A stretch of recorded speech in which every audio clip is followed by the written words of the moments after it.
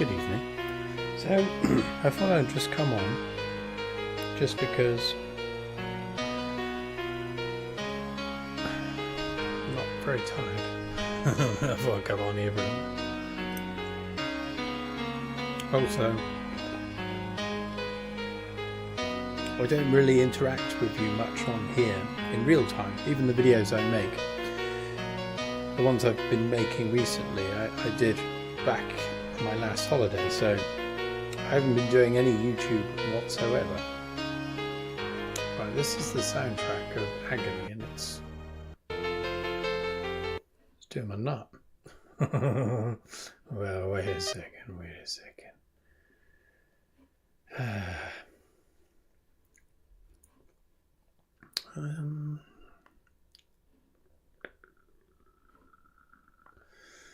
Need to go for a family favourite, really. One I normally put on. Where the hell is it?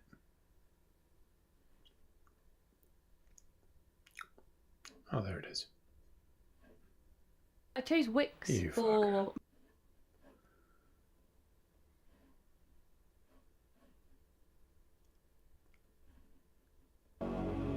That's it. That's what it's normally. That's more like it.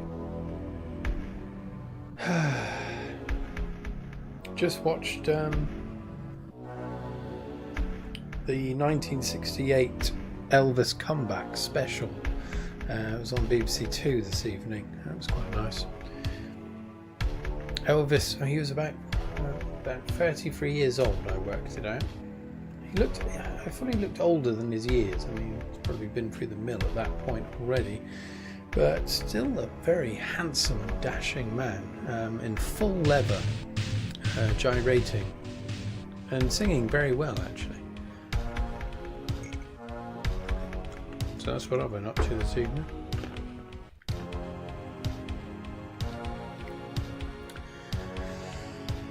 I'm not that drunk this evening, actually.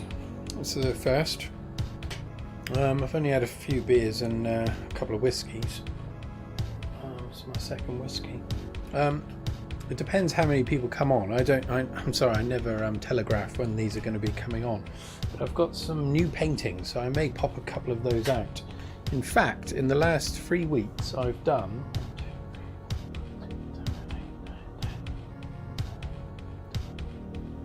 about 12 paintings. So I'm all over it, mate. That's because I've switched over to these very small canvases, which achieve two goals really. The first being it's easier on the wrist, because you probably know I've got a fucked up wrist. And secondly, obviously it doesn't take as long to do a small canvas, although that is actually deceptive, because I tend to spend still quite a lot of time painting even these small ones, because I like to work a fair bit of detail in. So they tend to take around 3 or 4 hours to finish just one of these tiny ones. And I thought, well, I could sell them really cheaply then, and then, you know, perhaps more people would buy them. And of course the postage charge would be a lot less. I could maybe even get away with sending it as a large letter rather than as a large parcel. But yeah, the amount of time I'm taking to do them is prohibitive, as usual. What's up, baby? Hello, Christian. Hello there. Lovely of you to pop in. Thank you very much. I'm not sure how long I'll be on this evening. It certainly won't be a late one. I had a bit of time to my hands. I thought I'll just come on here and see if there's anyone to say hello to. How are you doing, old chum? Bloody hell, I'm baking my tits off, sorry. Wait a minute. This isn't a strip tease. Don't get excited. You wouldn't want to see what's underneath my garments. Oh, it's Ben. Hello, Ben. Good timing, just logged on. How are you? I'm doing all right. Cheers, Ben. Yeah, how are you doing? I reviewed the Owl Service. It was on yesterday, and that's all set in the Welsh Valleys, which is where you're from, I believe, or perhaps not the Valleys, but you're in Wales, aren't you, old chum? But yeah, other than all that, I'm fine, thank you. Yeah. My wrist's been playing up. It's been swollen for the last few days. It's because I've been painting again. But no pain, no gain. Christian wants to see more, dirty fella. Christian, as was revealed on the last live stream, has the largest cock in the world. Potentially. We never got definitive proof, but he alluded to the fact that he's the one that's somehow engineered the largest penis in the world. Yeah, that was a lovely discussion we had about that, which all stemmed from what was it, a conversation we had with Kieran, Maria's partner, my sister's partner, who showed me a number of photographs of this gentleman who could be Christian, unconfirmed indeed, with the largest penis in the world. And he's got it laid across a table with, you know, those sweatbands you used to get in the 80s, you put on your wrists. I thought to myself at the time, they don't achieve anything. But of course, if you're playing tennis, it stops the sweat going down and losing your purchase on the handle of the racket. But anyway, this chap had them neatly stacked along the length of his penis so that it wouldn't cause any offence to unwitting viewers. Which was quite a nice thing to do, I thought. I don't think you'd want to see it, because apparently the actual length of his normal penis is decidedly normal. The rest of it is foreskin. Anyway, let's not get onto that again. You're just going to know me for talking filth. Pure filth. I've got a number of things that are ruminating in my mind I could talk about, but yeah, let me know what you want to do. I've got some paintings. I'll show you some new paintings in a bit, maybe. I'll show you maybe just one. I might show you one, because then I'm going to do a video soon where I'm going to knock them all out, all the new ones I've been doing. I've got a number of them waiting in the wings to tantalise your tits. I've even painted a penis. I'll show you that actually, because as we've been talking already about penises, I'll show you I've done a penis painting. It's the first penis I've painted, I think. Oh, yeah. Oh, hello, Rich. Hello there, sir. How's it going? Lovely to see you. Got my absolute unit. It just straight in there. Thank you very much, Christian, Ben, and Rich. Thank you very much. I'm sorry, I never advertise the fact I'm coming on, because I never know when I'm going to come on. But maybe next week I'll do another one and I'll let you know. But I don't know. Yes, more painting content would be cool. Yes, yeah. Christian also is an artist, if I recall correctly. He sent me some of his work via email back a year ago or so, wasn't it?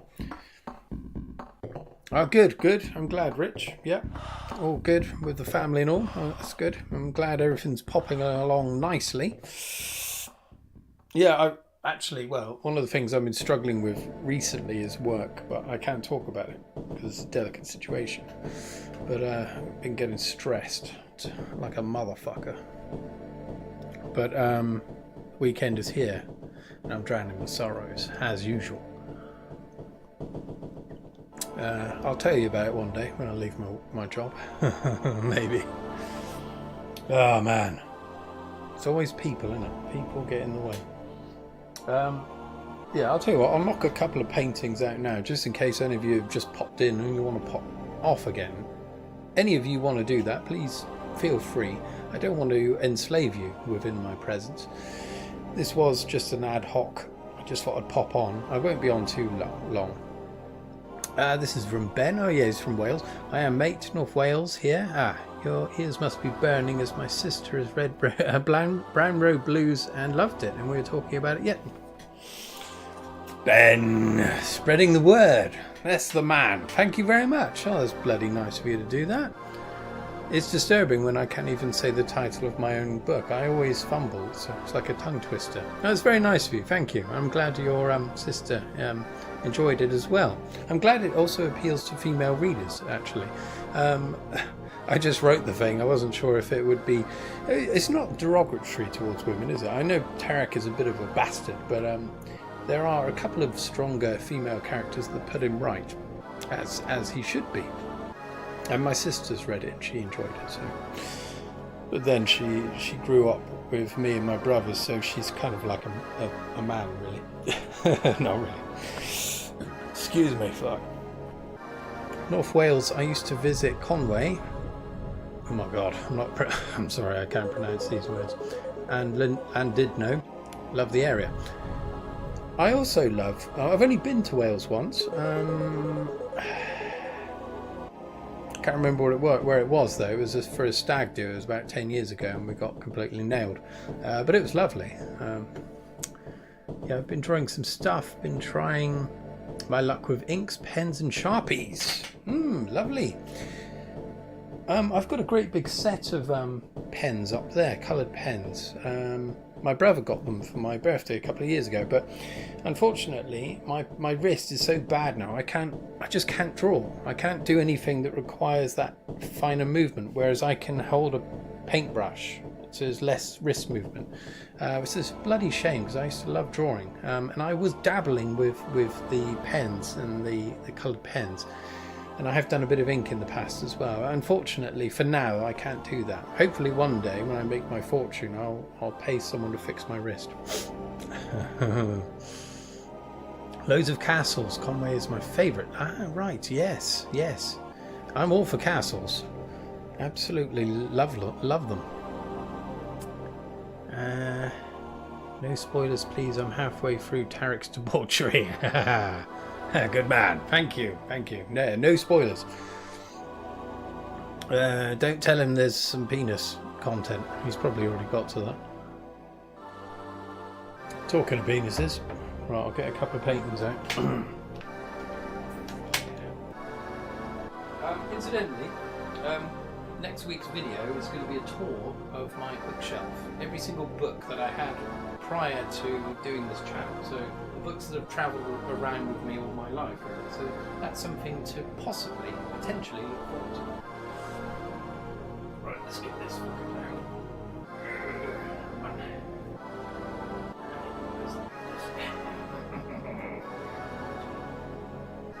So these may still be wet. Wet penis.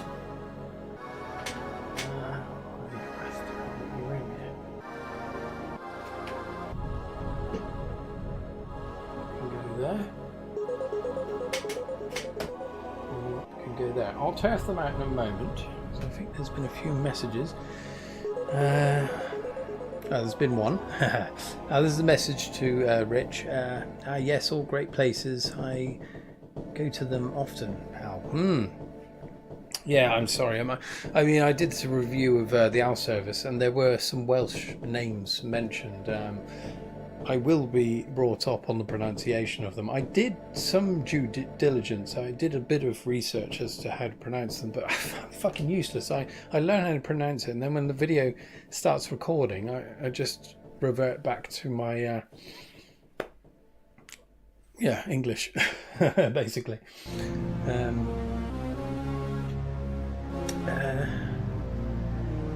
Conway is lovely. That's what I like about it. All the walks and the castles. I used to like walking as well. I don't do it so much now because I've got a bad knee. I fucking sound like an absolute twat, like an old man. But there we are. Castles. I mean, speaking of castles, so where I grew up in Saltash, which is a small town on the other side of the Tamar, so it's in Cornwall just. And so I grew up knowing Tremerton Castle was called. It's an old, it's a Motte and Bailey castle. Very well preserved. They used to have like fetes inside. I remember going to one of them within the castle itself.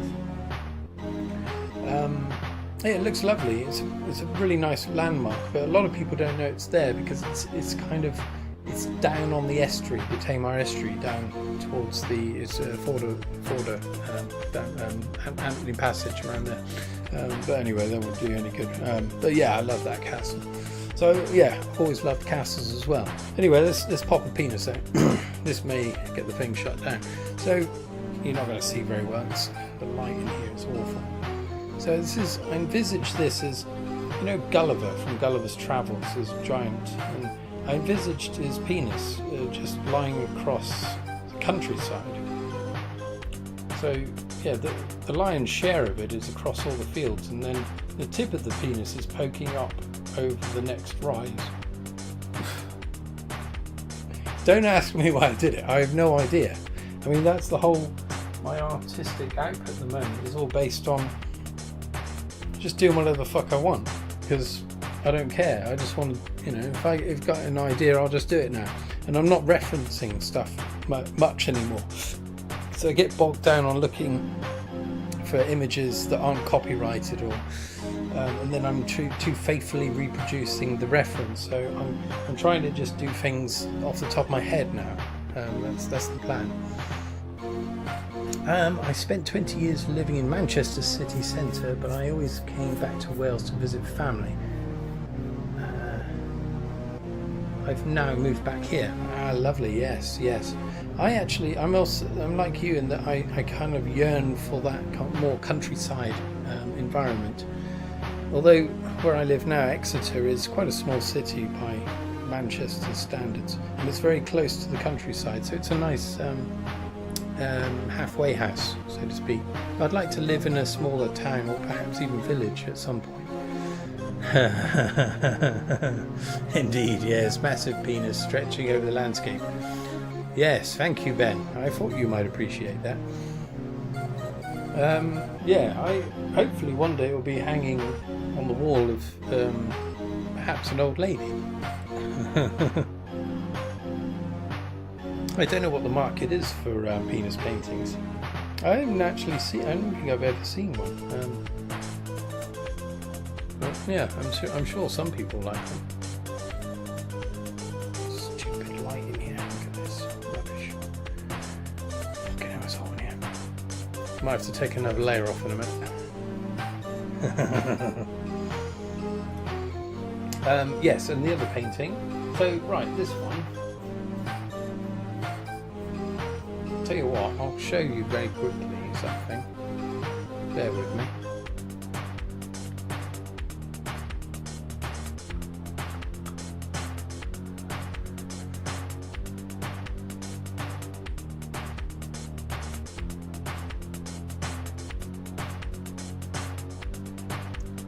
Okay, so if I switch that off. So this is a painting I did. I've shown it on here before. I don't know if any of you saw it. It's a completely abstract one, and I did it completely off the hoof, so to speak. I just fucking did whatever I wanted. It came out as that. Then I started layering over the top with various details. Kept adding to it, and then I subtracted a load of it again. I was left with this shape, and I was pretty close to binning the painting then. But what I thought was this shape at the bottom here, I thought this could be an incubator of some kind, you know, or like a helmet or something. So that's what I've gone for. So I'll show you what I've done with it. Some ruffians outside. I might have to defend my palace in a minute. Right, so this is what I did.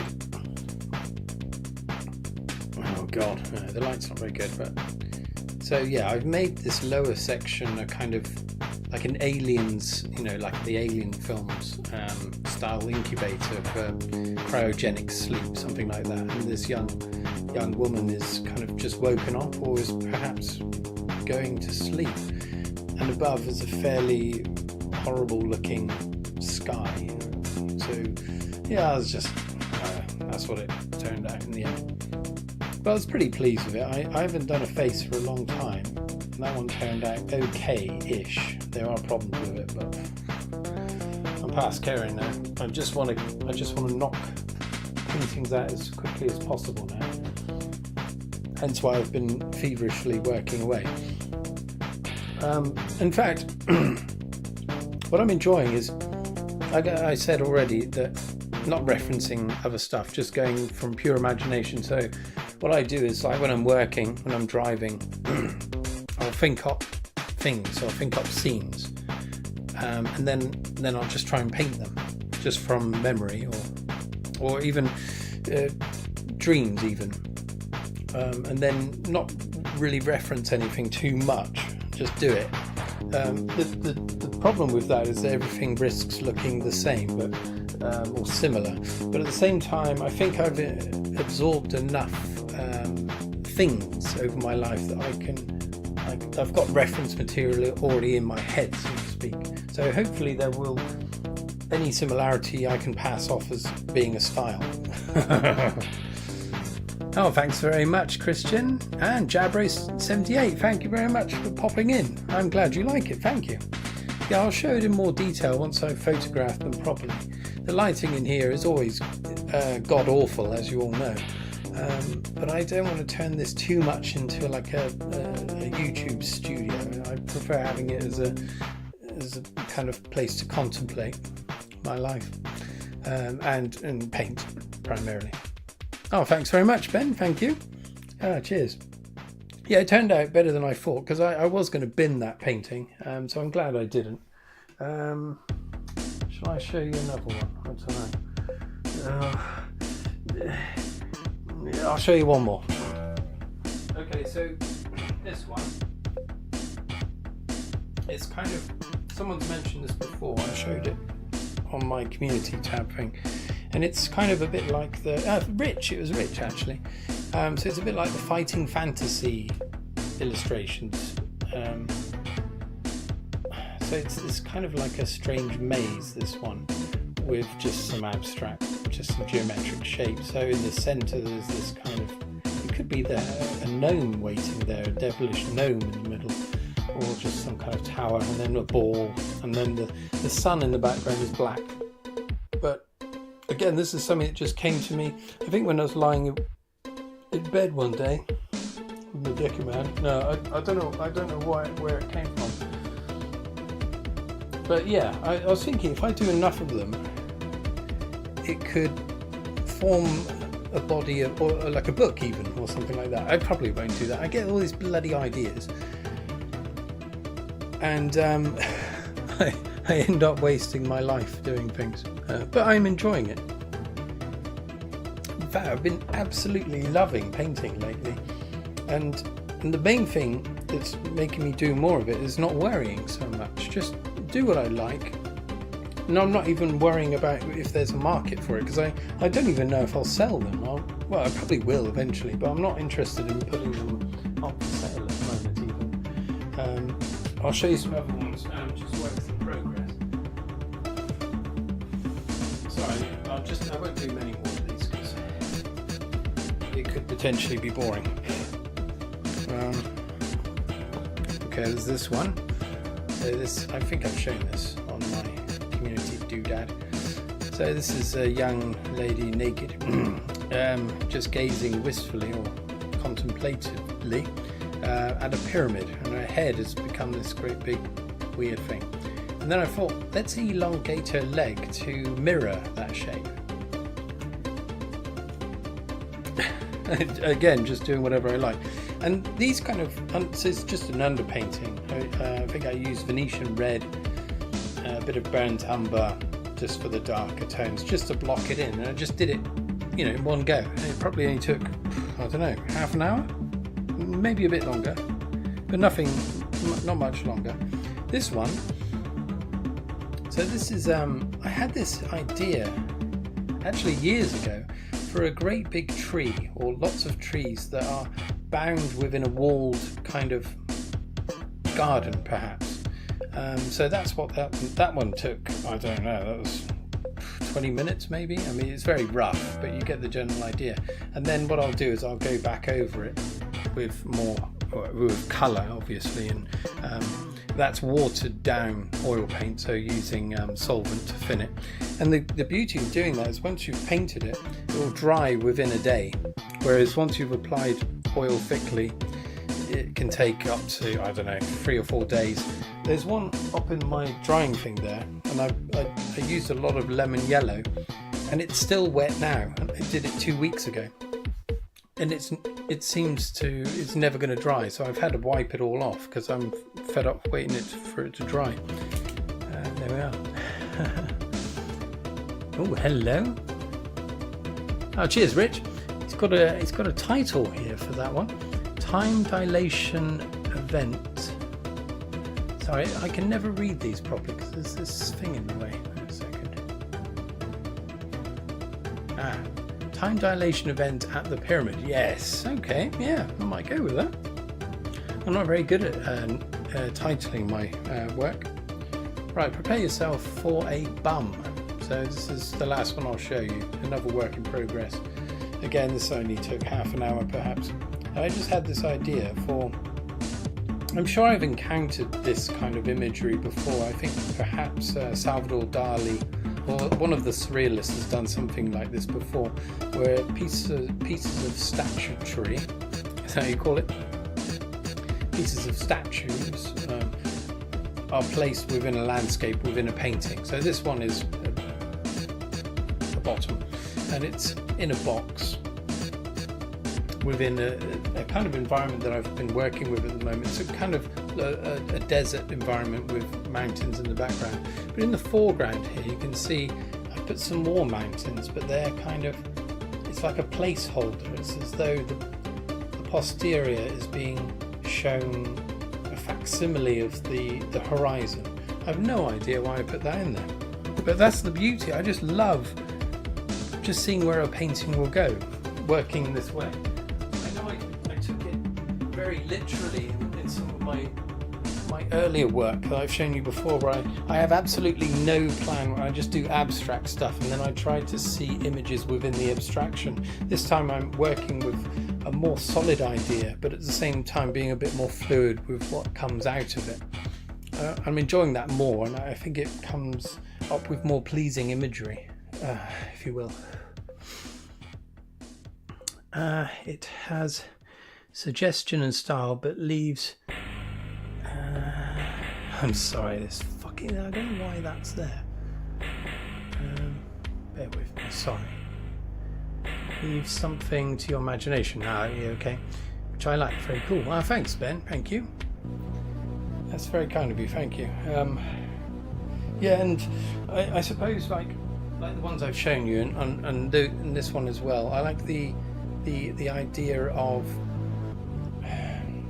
like emptiness and a deserted environment that's obviously been built by someone, but is now perhaps it's been left empty for years, or perhaps decades, or hundreds of years. I like that idea. It's like there's a new kind of, I suppose, genre of video games that are coming out that are dealing with liminal spaces. There's one called Pools, I think. Have any of you encountered that, where there's no point to the game, you're exploring just an environment, but it's kind of like it's like an extended swimming pool, so you've got flumes and white tiles and all that kind of shit, and you're just walking around exploring this environment that's kind of like an abstraction or a kind of fractured dimension in which everything's constructed from the parts of a public swimming pool. But I like that, the eeriness of environments that are ostensibly for people to inhabit, and yet there's no one there, so it lends quite an atmosphere to those places. So I'm trying to get some of that into some of my paintings as well. Back rooms, yes, that's right, Rich. Yeah, I thought you'd be across that. Yes. In fact, I think there's been quite a big... There's a game that's going to be coming out soon that's based on that idea, but it seems to be kind of ripping it off, but a more slick representation of that type of game. I prefer the really grainy style, as though it's being filmed on a camcorder. Like abandoned malls. Yes, exactly, Jabro. Yeah, there's some videos on YouTube, isn't it, where there's this... what do you call it, preoccupied, people make films running with that idea as though they find a portal in their house and it opens up into this strange dimension. I really love those, and I've seen one that is an abandoned mall, but various other settings. That mall one is really haunting actually, because it reaches the point where you've got these endless rows of empty shopping shelves and things, and then you go outside and it's just the person looks up and there's this endless kind of it's like layers going off into infinity. It's amazing, really amazing. So I'm getting out of breath here, I don't know why. It's not this. Might be. No. I think it's because it's so hot in here. And I'm talking too fast. Right, I'm going to change this music. If there's anyone that wants something, let me know. I would suggest doing things that have, perhaps from video games. I don't mind what game, but if I put anything else on, it might knock the thing off. The stream off. I'll leave it up to you. Oh Lord.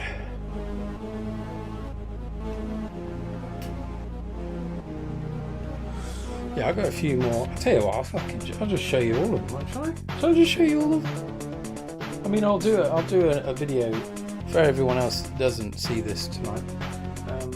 But yeah, well, let's do that. Right, some of these might still be wet. Okay. I won't do all. I'll do a couple that I like. Anyway. Yeah, let me know what you want, by the way. Okay, so this one, I did this one in one sitting, wet on wet, so I didn't do any underpainting, and it's very simple. I mean, it's very shit, isn't it, the light, but you get the idea. It's kind of like two figures that are approaching a portal of some kind, but the whole thing doesn't really do it much good in this light. Oh, fuck that. But it looks like the whole thing is made of flesh, perhaps. Anyway, very simple. It only took, it didn't take very long at all. Okay, and the last one I'll show, this will be the last one. Okay, this is a kind of companion piece to this one. So that one. So this is this one. So this one is a kind of it's like a temple, I think, an abandoned temple. Green roof, but it's also kind of alien. That structure in the front, I have no idea what it is. It just kind of popped out. And on the top of the roof there is a kind of tiny halo, which I quite liked. But again, this all the instigating idea was just that triangular shape contained within a wall. That's all it was, and then the rest of it just came as I was painting it, really. Hello, it's bloody copper. Roof of a mouth, yes, that's right, yeah. Yeah, it is a bit like that, yeah, for sure, yeah. It's like someone opening their mouth wide. And those could be two blackened teeth, perhaps. My teeth. I get daily pain from one of my teeth. As luck would have it, I finally managed to find an NHS dentist just before Christmas. But it's a woman, she's older than me. I'd say she's in her 50s, and she's, I think, German, judging by her name and her accent. And she's very severe and a little bit scary. And she injected my gum to start drilling this fucked tooth, and most of it squirted out the side. It didn't even go in the gum, and I had a mouthful of this stuff. And I said, "What do I do?" And she said, "You can swallow it if you like." I thought, "Fuck that! I'm not swallowing that." So I spat it out in her face. No, I didn't. In the little sink. And she started drilling, and she said, "Right, hold your hand up. If you start feeling pain, just slowly raise your hand." And she started drilling. My fucking hand was, "Whoa, fucking hell, what are you doing?" And it scared both her and the dental nurse, and it scared me. And then she went, sorry, it's all right, I've done enough drilling now. She obviously hadn't, because then she slapped the filling in and it fell out on the way home, walking home. So I went back a few days later, she put it back in. A couple of days later it came out again. Oh, fuck that. I did go back a third time actually, and she put it in. It has stayed there, but it moves around and it kills. And I think food's getting in that fucking hole, because she's bridging two teeth with one filling. So I can't get any floss between those two teeth. So it's become a cavern of despair between those two teeth. So I'm probably going to lose two teeth now, and it's all because she's. I'm not saying she's a bad dentist. I'm just saying. No, I am actually a bloody shit dentist, but it's either that or pay a private dentist. I can't afford it. That's it. So I'm at her mercy. Dentists. Yeah, it is horrendous. It's a horrible situation. I haven't been to prior to that. Seeing the German. The evil dentist, shall we say. I hadn't been to a dentist in 9 years. So yeah, things were going wrong in my mouth. So yeah, it's better than nothing, I suppose. Because before that, it was just a gaping hole. Now it's a hole with a lid on the top with an open door letting things in. I don't know which is better. So I was doing my own dentistry up to that point. So after every meal I had to excavate the hole with a cocktail stick. I got quite attached to those cocktail sticks, I must say. I was like one of those dodgy chaps you see sometimes with a cocktail stick always hanging out of their mouth. Like in that scene from Uncle Buck. Remember they go to the bowling alley. What's he called? It's called Pal or some bollocks like that. And he just looks filthy. He's trying to chat up John Candy's niece. And he's got his cocktail stick and he's kind of rotating it in his mouth and he gets it caught on the roof of his mouth. I actually tried that. I did it sideways and it got caught. But I wasn't trying to impress a 15-year-old girl. I was trying to impress my partner. She wasn't impressed. What about gaping holes? Christian, don't get me started. Do not get me started, because you'll know I'll go there. Anyway. Yeah. Might have to touch up my painting. Oh, fuck it, I can't be asked. Anyway, here we are. There's some of them anyway. I'll do a video at some point in more detail, maybe. A little bit. I've been doing videos on my paintings lately.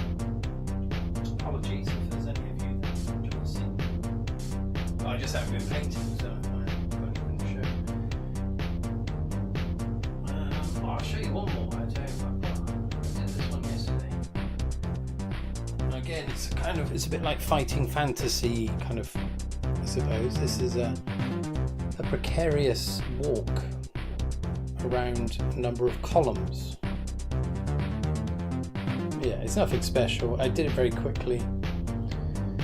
Again, a very quick underpainting using thin down paint that dried in a day, and then I went over with a bit darker. It's not black. I never use black. That's a mixture of burnt umber and phthalo blue, I think. Makes a nice dark colour that's similar to black but has a bit more warmth to it. Right, Copper. Lived with a guy at uni who was forever picking at his teeth with cocktails and picks. Kept a little box of them in his shirt pocket. It could have been me. Yeah, I used to keep. I kept them in my beard, which my partner didn't like either. I don't blame her. I mean, it was pretty vile. Guess it was therapeutic. It was, yeah. It felt like I was achieving something after each meal. Felt quite satisfying. Will these find their way to your eBay at some point? Yes, they probably will at some point, Copper. But it's when I can be bothered to get around to photographing them, really. I'm just focused entirely on the painting at the moment. But if you ever see any on my channel and you fancy them, just let me know and I'll reserve it for you, or if you wish. That reminds me of a level in Star Wars Shadow of the Empire for N64. Okay, what this? Yeah, this one here, I suppose you mean. Yeah, yeah. I mean, it's very simple. It's nothing special. In fact, it started. What I do is a preparation to some of these paintings. I draw a tiny little doodle. So that's any kind of drawing I can do now without my wrist hurting. I do like a postage stamp sized drawing. Excuse me, fucking hell. Ah, Van, right. Hello, Van. I don't know who you are. I don't think you've popped up before. You might have. Apologies if you have before, but reminds me of the facility at the end of Total Recall. That's a bloody good shout, actually. Yeah, so the alien artifact that that produces the oxygen. Cohagen, the bastard, doesn't want it turned on. And those like kind of pulsating radioactive, whatever they are, those tubes go into the ice and miraculously create oxygen, which spares Arnie from dying. That scene is amazing with his eyes popping out. It could very well be that. I mean, subliminally I might have been influenced by that because I was listening to Total Recall when I was painting that painting with the green pyramid roof. So yeah. Nope, silent watcher here usually. Right, okay, yes, a sleeper. Yes, thank you. Well, thanks for watching in a silent way. I don't mind. That's nice. I'm glad you're there. Thank you. Waiting in the wings.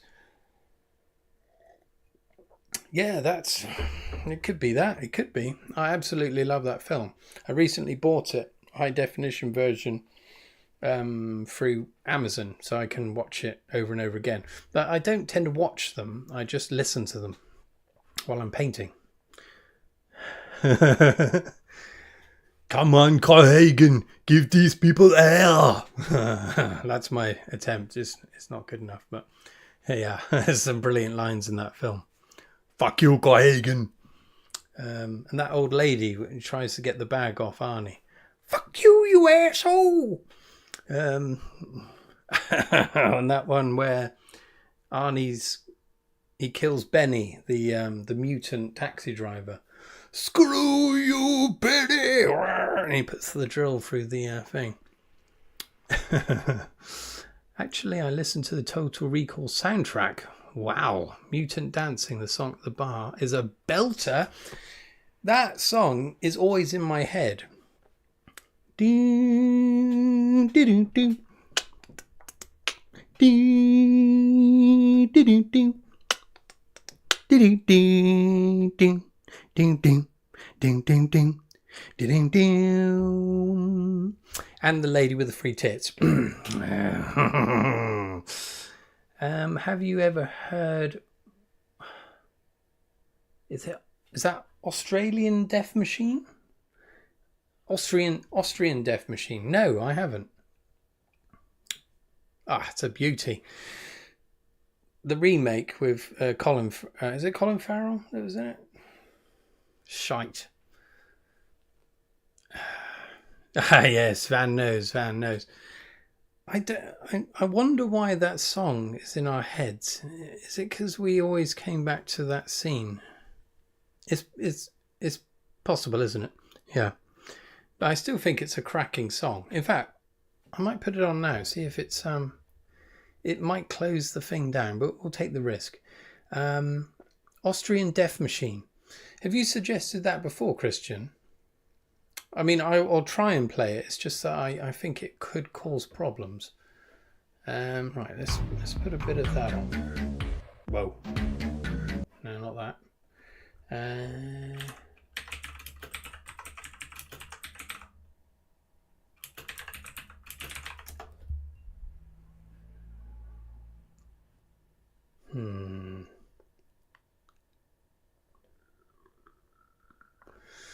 Bear with me. Oh, no.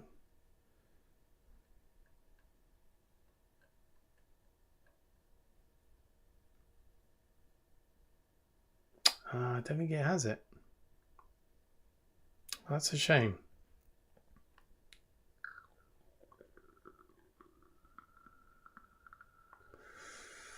Yeah, I think it's more the classical score.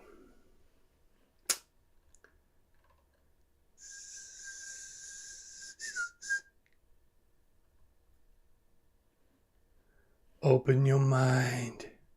Yeah, sorry, I went off on a bit of a journey then. It's a metal band. All songs are themed around Arnold movies one-liners. Wow. But maybe don't play it now, probably copyrighted. Yes. That's what happened last time when I was playing copyrighted music throughout the whole stream, so the whole thing was taken down, unfortunately. But yeah, that's a good shout. I'll add that to my Spotify. Wait a second. I'm sure we can. So the suggested search things suggest that other people have searched for this as well. Aha! Get ready. I think I might have found it. Oh, mutant dancing. That could be it. Fuck off. Yeah, bear with me. Bloody fly went on my nose.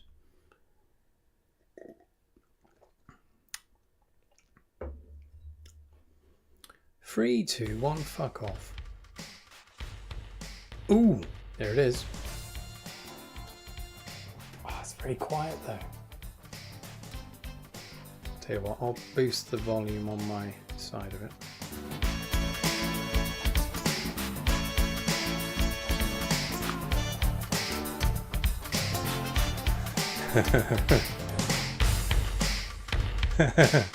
Okay, so Christian's recommending the song See You at the Party, Richter. It has a nice breakdown. I'm missing the tree here by the sounds of it. I'll definitely get that. Right, I'm going to write it in my notebook here. It's called Stream Death Machine.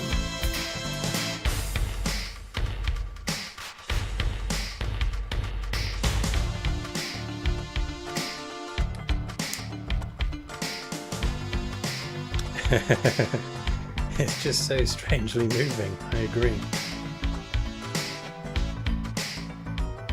It's got something. I mean, every time I watch the film, I'm humming this after the film's finished, even though it's a scene that's quite near the beginning, really, relatively speaking.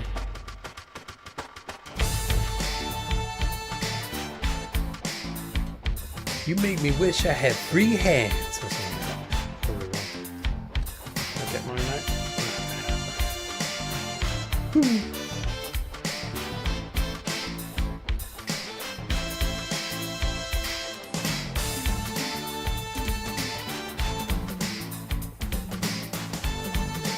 Hey man, I got 5 kids to feed.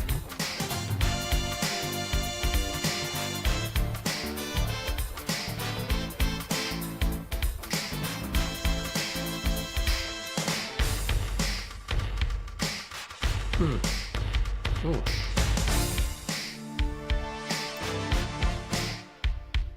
Never heard the entire song before.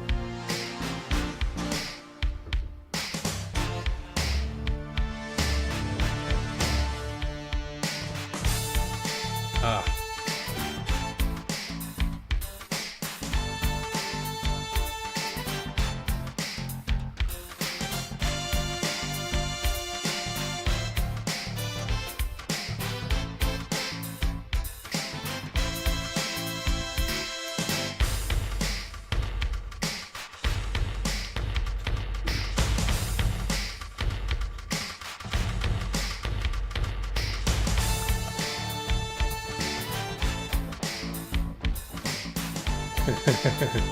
Now it's a party.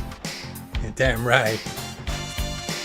The Free Paul Verhoeven movies are on my favourite list. RoboCop and Starship Troopers 2. Yes.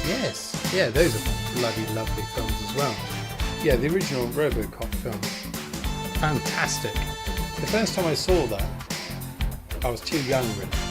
And that bit where the fucking bad guy falls into that vat of acid and he comes out, he's like, and then the car just hits him and just completely splattered that.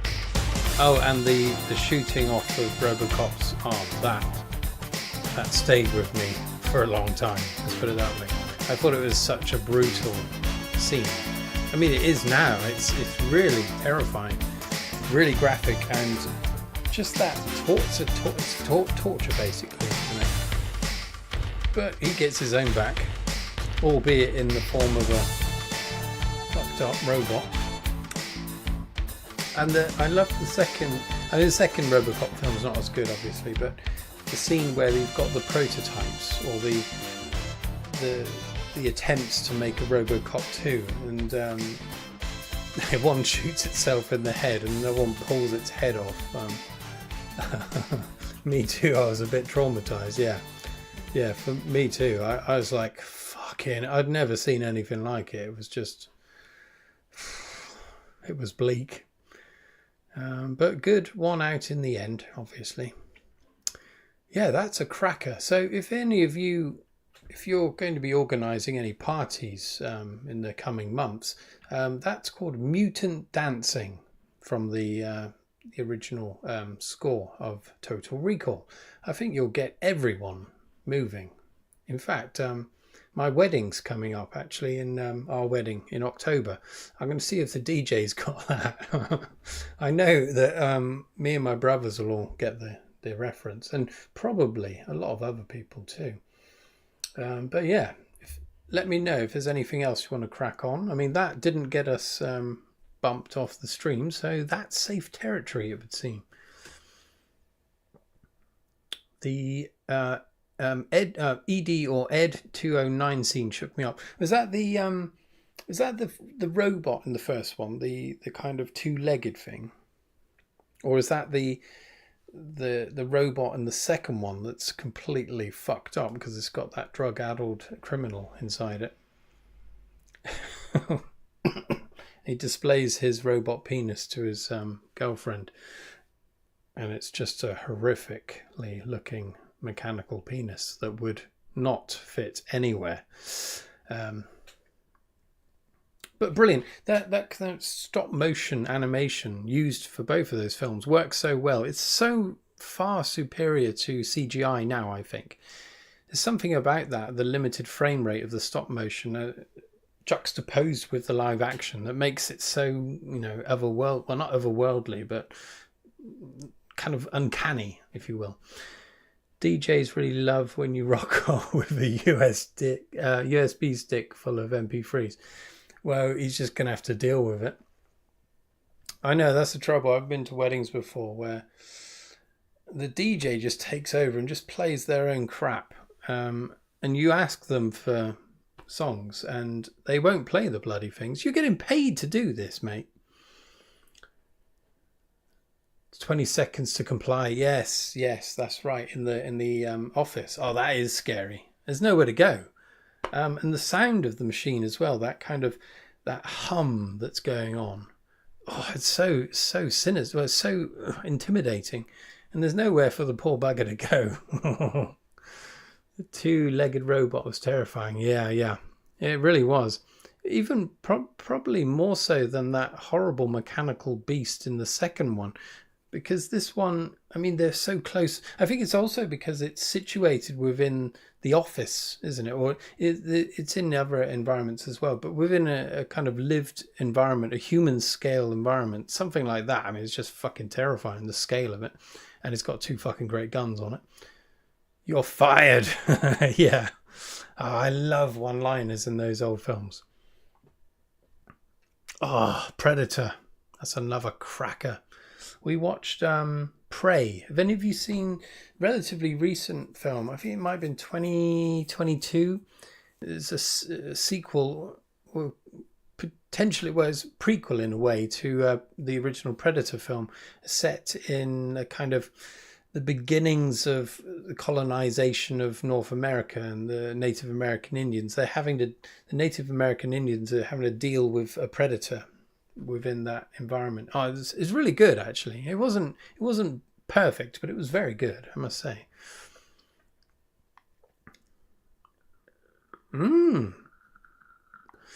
This is from Van here. There's a recent 4-part documentary about RoboCop. RoboCop's most it's always chopping off the end. Most actors interviewed. It's a good watch. Okay, yeah, I'd be up for that for sure. Have you heard of that bit of folklore? I don't know if it's true or not. That I don't know the name of the actor. The one that played RoboCop was always at odds with the director, and apparently he was a bit of a method actor, and so he was in between takes he would still be RoboCop, and at one point he wouldn't do his piece until he had been given some Oreos. RoboCop needs Oreos, he was saying, or something like that, as it caused an argument and a delay into the filming. But the chap that plays RoboCop completely denies that ever happening and accuses the director of lying about it. So I don't know what happened. The remake was laughable, 15 rating. Yes, that was with that chap. What is he in again? Was it Altered Carbon? That first series, was it him that was playing RoboCop? I think it was. I'm probably wrong. I mean, I liked parts of it. Peter Weller, yes, that's it. Yeah, I'm terrible with names. I'm sorry. But yeah, that's the chap. Yeah, that the remake. The only bit I can remember at all, which actually I thought was a really good scene, and that was probably the only reason I've remembered it, is when RoboCop or the policeman awakes after his life being saved. And all that's left of him is his head and his torso. And his torso has a piece of perspex there, and you can see his lungs inflating and deflating within the I thought that was amazing. And he's looking at himself in this mirror, and it's just horrific. Absolutely horrific. Yeah, you're right. He's in Suicide Squad 2. Okay, right. I haven't seen Suicide Squad. Is that any good? I think I heard mixed things about that, but I quite liked him in Altered Carbon. I thought he was brilliant. I really loved that first series of Altered Carbon. We started watching the second one. I didn't like it. I only watched one episode and I was like, fuck that. I think it's because, well, they got rid of him altogether, and he was instead it wasn't even the Japanese chap, was it even? It's an entirely different person. I know that they're swapping bodies all the time within that future scenario, obviously, but you need some continuity, and I did miss seeing him, and I just thought it just seemed a bit cheap. It wasn't quite as polished as the first series.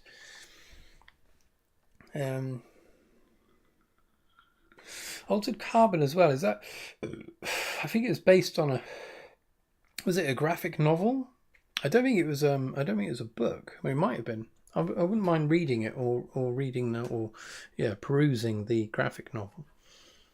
I'll try and get another song on. Okay, we're having a Total Recall theme here. Let's carry on with it.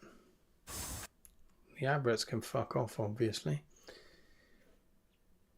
Oh, fucking hate adverts. If you ever see adverts on my videos, by the way, I mean, I've got no control over it. I think it's just YouTube. You know, they must periodically put an advert on to recoup the cost of hosting your videos, potentially.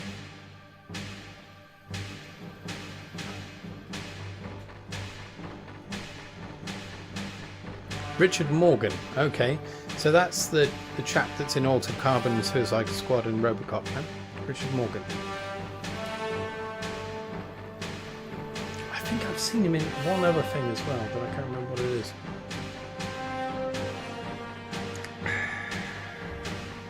No. Something like Homeland. I don't think it was Homeland though. Is this too loud, by the way? I think it's all right.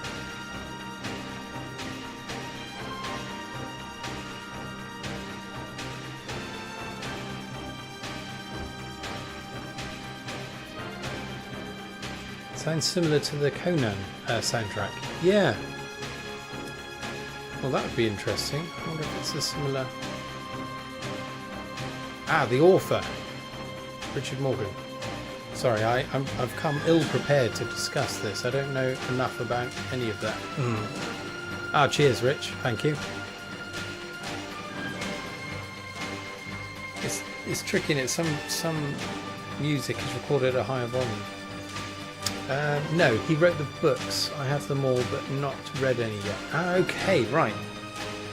Yeah, I might get those. I mean, I've read things, other science fiction that has a similar ideas, I guess. The idea of having your consciousness always uploaded and being able to swap bodies. But I really liked that particular story. It was very good. Oh, cheers, Van. Yeah. Yeah, I try to keep it the audio to around minus 13 decibels. Normally that's okay, but sometimes I forget and it's too loud. Joel Kinnaman starred in Altered Carbon. Yes, I googled it. Okay. I keep thinking your t-shirt should read Mad Max on the theme of sci-fi. Ah, yes. Well, this is a quiz, mini quiz for those of you who are watching. What film is this from? Because it is from a film. You have to be quick. No Googling. Cracking film.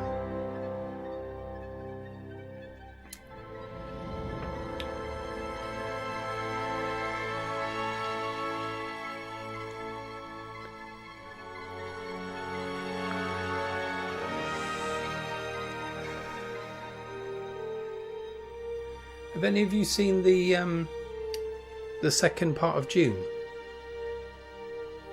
I saw it with my brothers and my dad a couple of weeks ago now in the IMAX down in Plymouth. Bloody good. I really liked it. Monty Python film maybe? No, Rich? Van? Highlander? Close in a way, but no cigar. So think late 80s fantasy film. That's all I'll say. My favourite character from that film.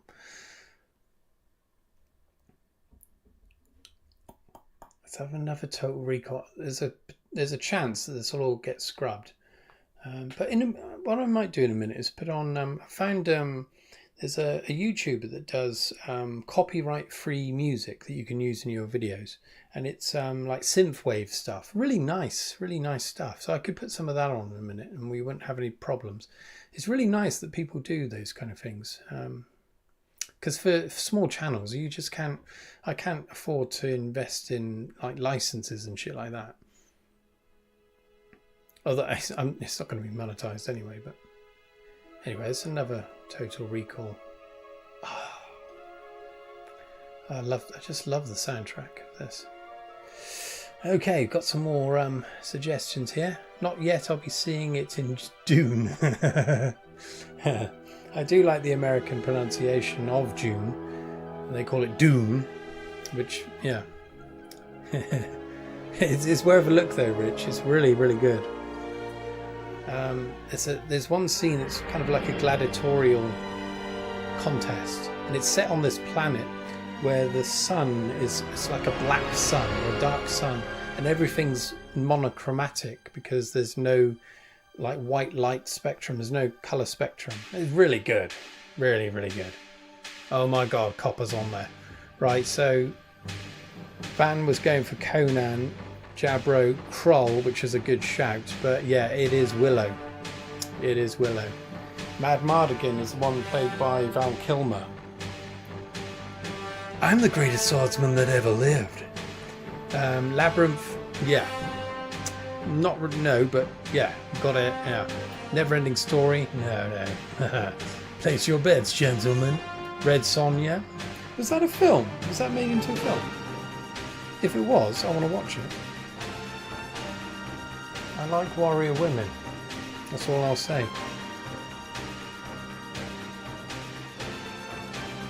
I'll pop a book out in a minute that I've read recently, and that's got a warrior woman on the front cover. Of course it's Willow, damn. Yes. Oh, cracking film. I've watched that no end of times. So I loved it so much that... So when I was a young man... Oh, yeah, I think Arnie is in it, but not officially as Conan for some reason. Oh, yeah. Oh, hello, Matthew Groves. You're relatively new, aren't you, Matthew? I think you subscribed recently. Yeah, I was just going to say, so when I was 21, and I lived in Japan for a year in this remote village up in the mountains of Okayama, and I took, so this is the days still of audio cassettes, and I set my, back home before I left, I set my sound recorder up by the TV, and I had the VHS video of Willow playing, and so I recorded the film on audio. So then when I was working, so I went over there as a gardener primarily. So when I was gardening in this, well, it wasn't a garden, it was a great sprawling place, but I was listening to Willow. So there was a point where I knew it off by heart, all of it. I've lost it now, but... Beastmaster comes to mind too. Beastmaster! I don't know that one. Prince Calidor or something. What's that? So, what's that? Prince Calidor? Is that relating to Willow? They've destroyed the castle of Galadorn. That's, yeah, sorry. I'm just doing random bits from... Oh, hello. It's the full bloody thing. This is a 23-minute... So this is the Total Recall suite. So there's a bloody good chance that this will be copyrighted, but anyway, fuck it. Just have to cut this chunk out.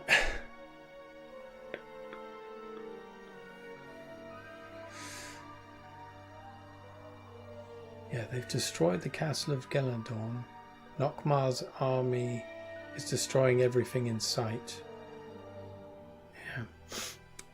That's when they see Mad Mardigan in the crow's nest. Crow's cage, whatever it is. Lord Calidor. Oh, I see, sorry. Yeah, Lord Calidor and Red Sonja. Arnie's character. Ah, so Arnie's in it. I get your reference now to Arnie being in it. Well, I'll be darned. Right, so, yeah, you got it, mate. I'm going to have to look out for that.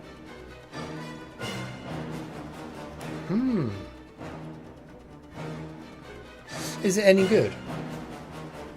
Oh, Jabro. You could have got away with that. We all thought that you were, you just knew it.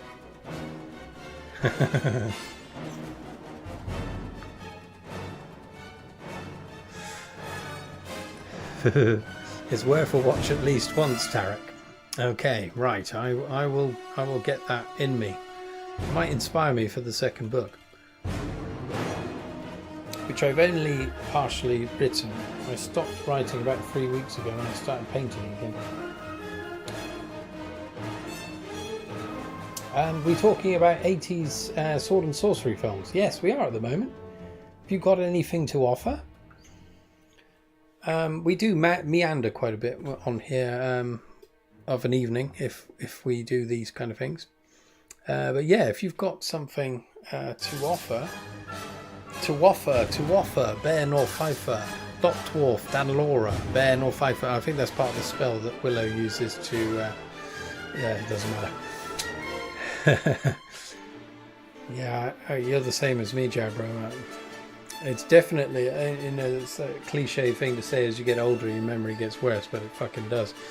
It could be weekly bouts of fevered drinking of alcohol that probably doesn't help, but I know.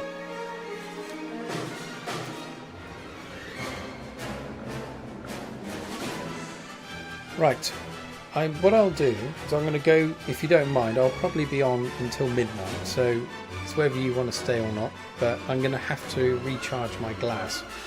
But I'm not going to go beyond midnight, else I'm going to have problems tomorrow. My partner will probably skin me alive. Right. Yes, I'm drinking whiskey, by the way. Whiskey and Coke. Okay, heaving. Right, bear with me.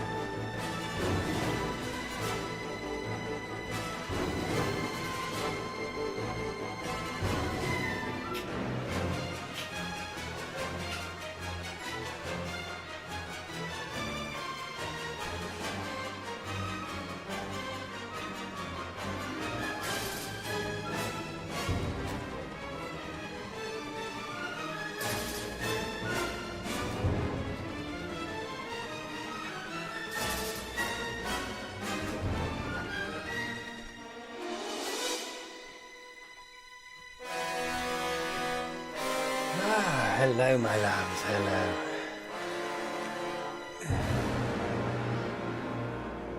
Sorry, I've missed a lot here. I will read it all if you don't mind. Everyone do the recharge chant. Slam your glasses in time. Cheers. If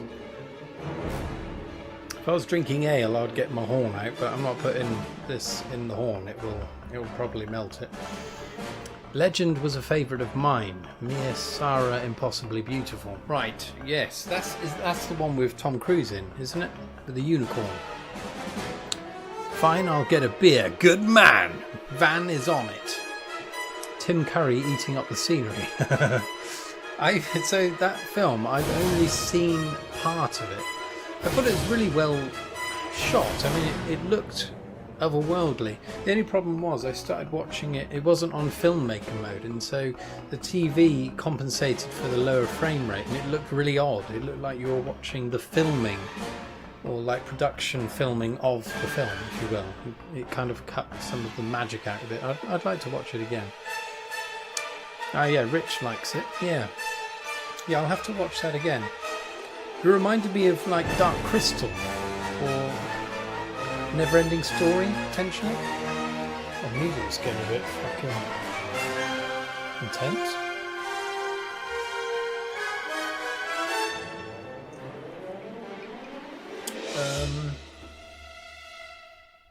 Yeah, the aesthetic of it, I suppose. Yeah, it reminded me of that. Dark Crystal especially. I mean, Labyrinth. I fucking loved Labyrinth. I mean, that's not sword and sorcery. It's just fantasy, whimsical fantasy. But David Bowie's Cod piece was spectacular. I think you'll agree. And Jennifer Connelly in that film, I think she was only 14. So no comments about how hot she looked in that film.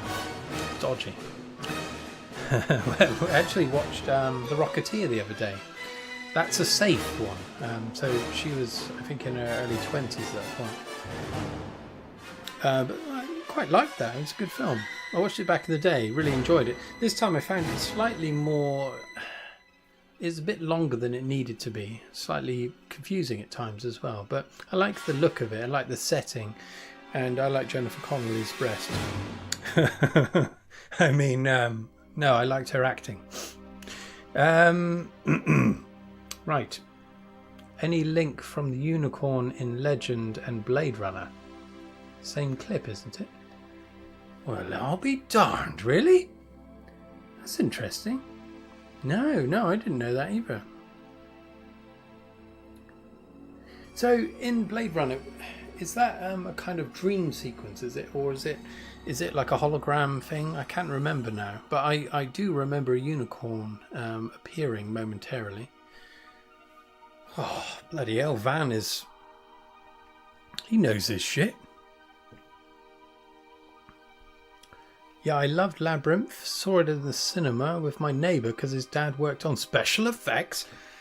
Good God. Oh, that's amazing. Excuse me. So, it's a dream. Okay. Oh, hello, Paul. Hello there. Nice of you to pop in. Thank you. Wasn't it origami?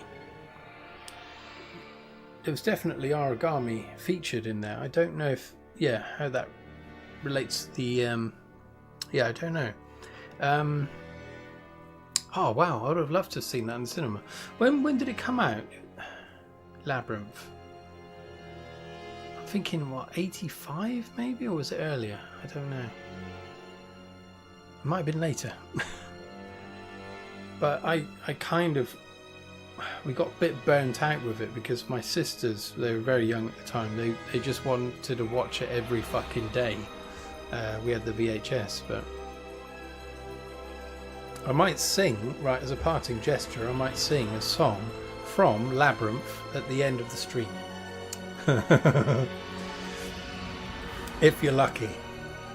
Gosh, hope I'm not making this up. I turned to Google. I'm sure you're not, Van. It sounds so random that it could only be true, surely. That's how you know Deckard is a replicant. Right. 1986. Right, okay. I was in the ballpark.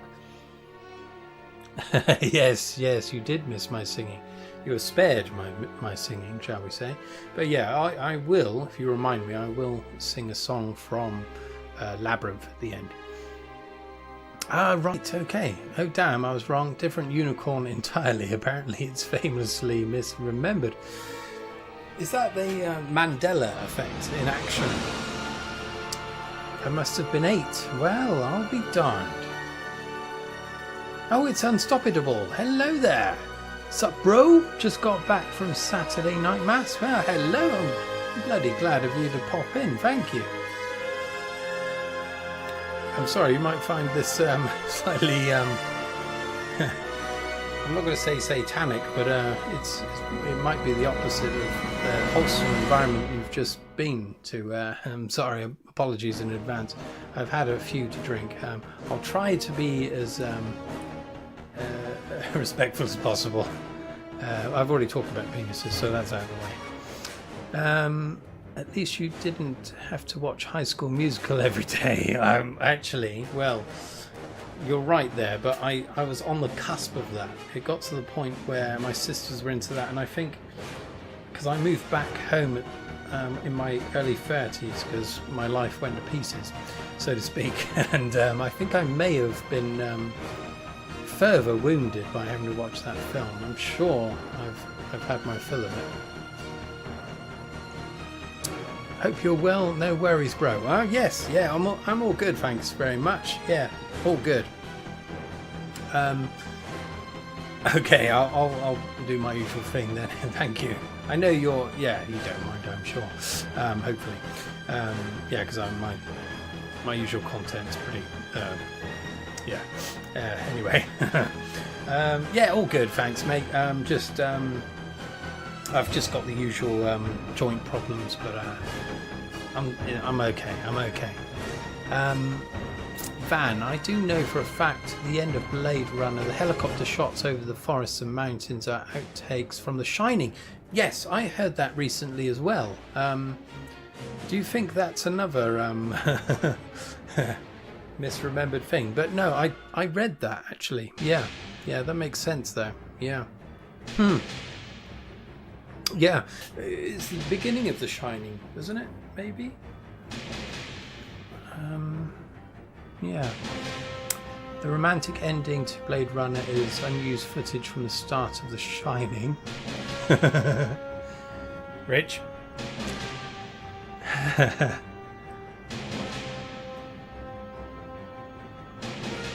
Yes. Oh, sorry, you're saying the same thing. I thought you were making a joke. Here's the romantic part. So was there an alternate ending to Blade Runner? I suppose there was the director's cut.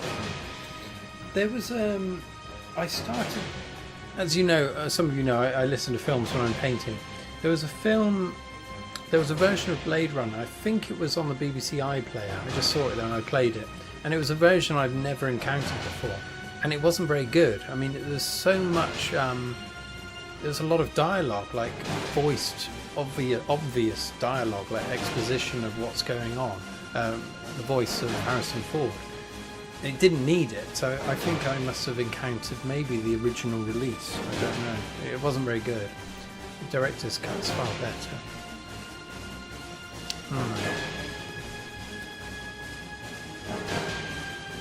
Tell you what, let's put a bit of Blade Runner music on.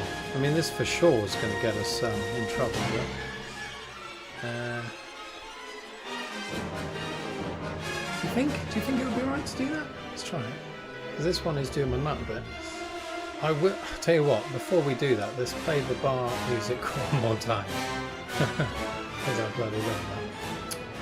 Right, for all of you who missed this earlier, this is the music from the bar scene of Total Recall. Right, I'm going to have to up the volume again.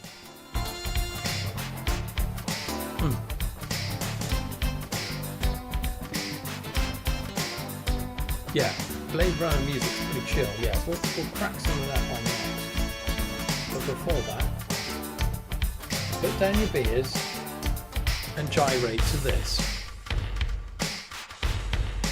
Vangelis, yes. So, yeah, he did some of the music for Blade Runner, did he? I know his music fairly well. My dad used to listen to it quite a bit. Wasn't he with Yes? Was he with Yes? The band Yes? Yeah, apparently Harrison hated that version. Yeah. I can understand. It was awful. I mean, it was like it was holding your hand the whole way through.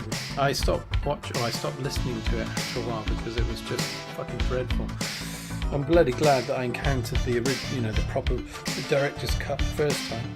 Excuse me.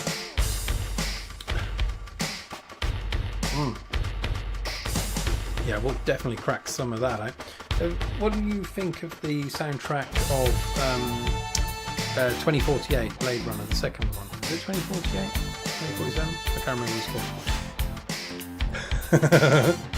So Rich is gyrating across the room, good man. Vangelis passed away not that long ago. Yes.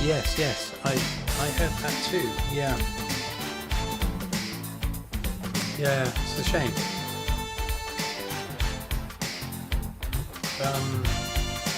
Yeah. There's another one that did. Is it the one for, Chariots of Fire? Did you see that one? Haven't watched the latest Blade Runner. Yeah, you should give it a go. I was really impressed. I really loved the film. I've seen it a number of times now. Wow, Rich is really getting into it. Booty bounce, robot hands. Wow.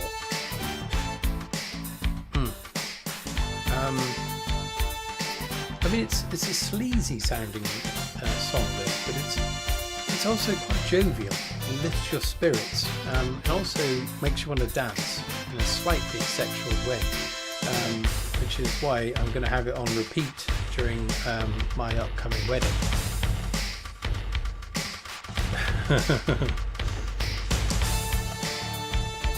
Oh, The Year of Living Dangerously has a great Vangelis soundtrack. I've never heard of that film. No, never heard of it. What's that about? The only thing I'm thinking of is Austin Powers. I also like to live dangerously. That's the only thing that I've got comparable to that. Sorry, I'm completely off. A little bit like some of the music from the Leisure Suit Larry games. Leisure Suite Larry, yeah. Is it Suit or Sweet? I think it's Suit. I used to play one of those games. Yeah. Ah, okay. Yeah, wow. See, I would pop some of these songs on, but I know from previous live streams that it causes all manner of problems. Sometimes it just bumps the stream altogether, but usually what happens is it will remove the whole bloody video afterwards, so you can't watch it after. It has Mel Gibson in it and Sigourney Weaver. Well, I'll be darned. I'll have to look that up. In fact, I'll jot it down now.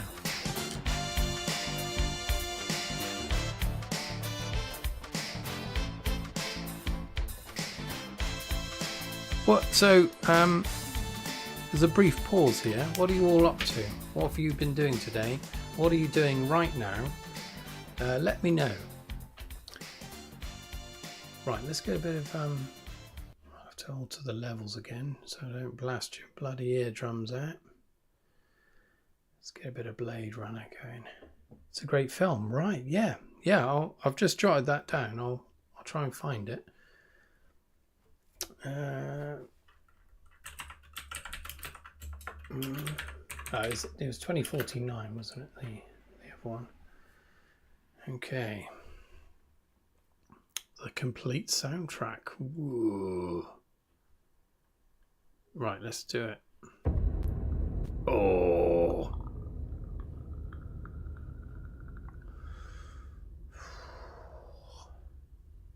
Beautiful. Oh.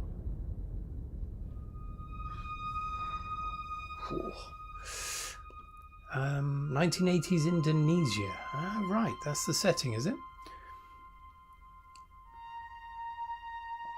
Right, so Jabro, I was listening to Chung Kao the other day from China. What's that?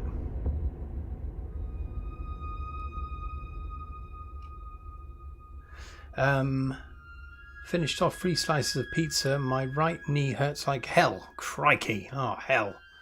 I've got my right knee's a bad one as well. Definitely appreciate the pizza eating. I had a whole pizza yesterday. I always buy the stock pizzas from the supermarket, the frozen ones, and then I bung a load of other shit on top of it. And I like putting smoked salmon on because it shrivels up and becomes intensely salty like anchovies. Absolutely delicious. Yeah, what happened to your knee? Yeah, that's a good question. Listen to L'Enfant, from the Year of Living Dangerously if you have time. Okay, yeah, I will. Beautiful. This track gives me chills. Yeah, I'm with you there, mate. Yeah, it's really atmospheric, isn't it? Oh. Right, I'll write that down as well. I could also call my channel Educating Jimmy because I get all manner of knowledge and interesting suggestions for other media to interact with, including books. Yeah, I mean, back along, I was thinking to myself, why do I review books? Because, I mean, I do enjoy doing it, but I don't think... I know a lot of reviewers have a great deal of knowledge, and even if they don't have knowledge about the particular author or the book they're reviewing, they do the research. But I tend not to do that. I prefer just to read it without knowing anything about it, and just my kind of impression based on what I know, what I've experienced in my life. I don't know if that's enough, maybe. I don't know if that's a good thing or not. I think some of you like it, and I'll carry on. That's the only way I want to do it, really. But I like it when the comments I get expand my knowledge, doing it that way as a kind of interactive thing. So it increases my understanding that way. I think it's more of a collaborative endeavour then. Okay, we've got another pizza suggestion here with Van's personal taste. With pizza, I fry mushrooms in garlic butter and tip it on. I get the sweats after. But it's worth it. That's an incredible technique you've got there. I've never considered doing anything like that before. Getting the sweats after is slightly disturbing, but I'm sure it is worth it. I mean, saying that, I mean the calorific intake I receive from putting all of that smoked salmon on the top and various other things, including more cheese sometimes, because sometimes there's not enough. I mean, it probably is quite frightening. And I do need my blood. I need a medical soon, actually, because I'm reaching the age of 45. And because I hold a taxi license, I have to have a medical now every 5 years, because they assume that after the age of 45, you're pretty much a walking dead man. If you're a taxi driver, which is probably a fair shout, because most taxi drivers lead fairly sedentary lives because they're sitting down on the job, so to speak, anyway. But I'm not a proper taxi driver. I'm only doing school runs, so I should be okay. But yeah, cheers for that, Van. I might try something similar myself.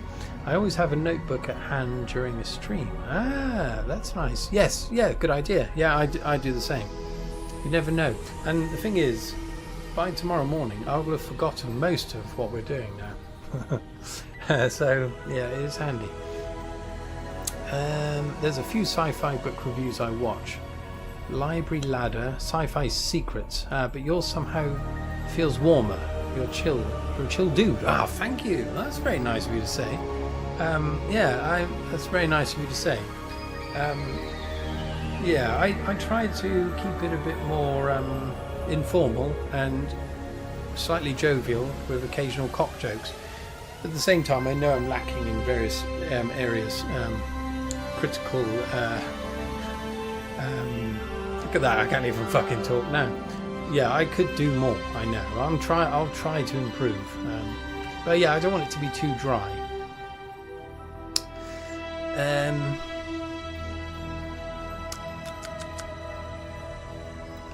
Just a single capital L. I don't know what that's about, and stop it all. It's fun to watch someone give fresh impressions of a book, especially if it's a book I know. Okay, yeah, I also like that as well. So books that I don't review all of the books I read. I like seeing reviews, other people's thoughts on what I've read, to see if our ideas or our thoughts concur. And it's amazing that the spectrum of impressions that you can get from any particular book. You always have people that love it, and you always have people that hate it. So, I mean, that's fairly typical, isn't it? But sometimes the really bad reviews, the 1-star reviews, aren't really justified, I find, especially on Amazon. If you trawl through those Amazon reviews, they're quite funny sometimes, because the reasons they give are just ridiculous, or they have prejudices or whatever. But by the same token, sometimes the 5-star reviews are completely absurd as well. But there we are. But cheers for watching, Matthew. Yeah, I'm sorry. It could always be better. It would help if I had a better camera and all that, but I'm doing it on a budget, and I kind of like it being a bit just normal, because we're on a tipping point now with AI, aren't we? And there's going to be lots of YouTube content in the next year or so that it'll just be automated, and you won't even know if the person talking to you is real. I mean, it's kind of scary. But I think the more human we keep things, the better, really. The more glossy ones, I think they're the ones that are going to be replicated readily, I would say.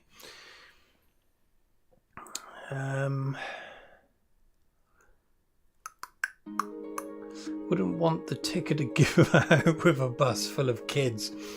Well, no, that is quite true. I mean, I think that is the thing that they're worried about. I don't drive a bus, luckily, so I won't kill quite as many children. But we need to avoid that at all costs. So yeah, I will be having an MOT come this September. I mean, I'm kind of hoping that I have got some kind of problem, because then I can claim disability and not have to work. No, I shouldn't say that, because your health is everything, as we all know. But I also hate working. The OWL service sounds awesome. Yes, it really is good. Oh, good. Yeah, give it a go. I mean, it's very short. It won't take you very long. But it's very British, I would say. Something to bear in mind. I mean, I'm sure you'll appreciate that.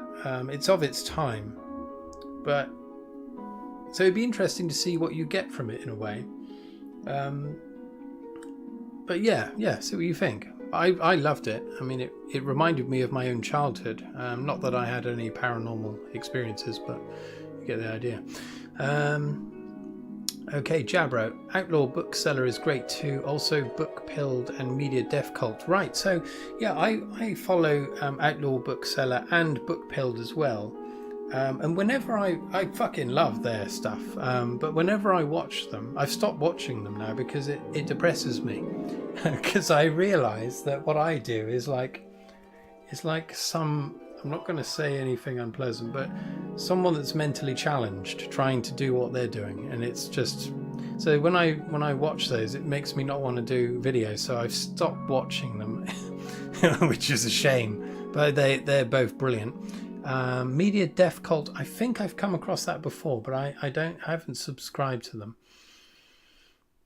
So what I'm kind of, I know I do books reviews, that's my main content, I suppose, but I just like doing whatever I'm interested in it. So I suppose there's other things of interest, I suppose, that may compensate for the imbecilic tendencies towards my book reviews. People who write review books differently. That's true. Yeah, that's a good point. Yeah. I suppose I do come to it from a different perspective, but perhaps. Yeah. I just wish I could articulate myself better. It's weird. I'm not too bad. I'm slightly stumbling this evening. I'm drinking, but I find myself a bit more fluent when I'm doing something like this rather than when I'm making a video. Even though there's no one watching me, I get kind of stage fright in a way, or I'm kind of worrying about what's going, and I find it hard to get what I want to say when I'm making a video, which is very odd. I'm not sure why that is, but it kind of clunks it up a bit. I think it's also because I've usually got time constraints as well, because I work a split shift, so I always, everything I do I've got to do between those two shifts, and for the first hour when I get back out after the first school run, which is like a 3-hour thing, when I get back I'm fucked mentally, and so it takes me a while to get back to the living. So then my brains are slightly scrambled. That's my excuse. Your reviews come across as down to earth and genuine. Some established booktubers are often catering more to an audience first and reviewing the book second. Okay, yeah. I know what you mean. I've come across some of those before. I hate all that shit. I really do. You just know that they're pandering to, just wanting to get a massive audience, and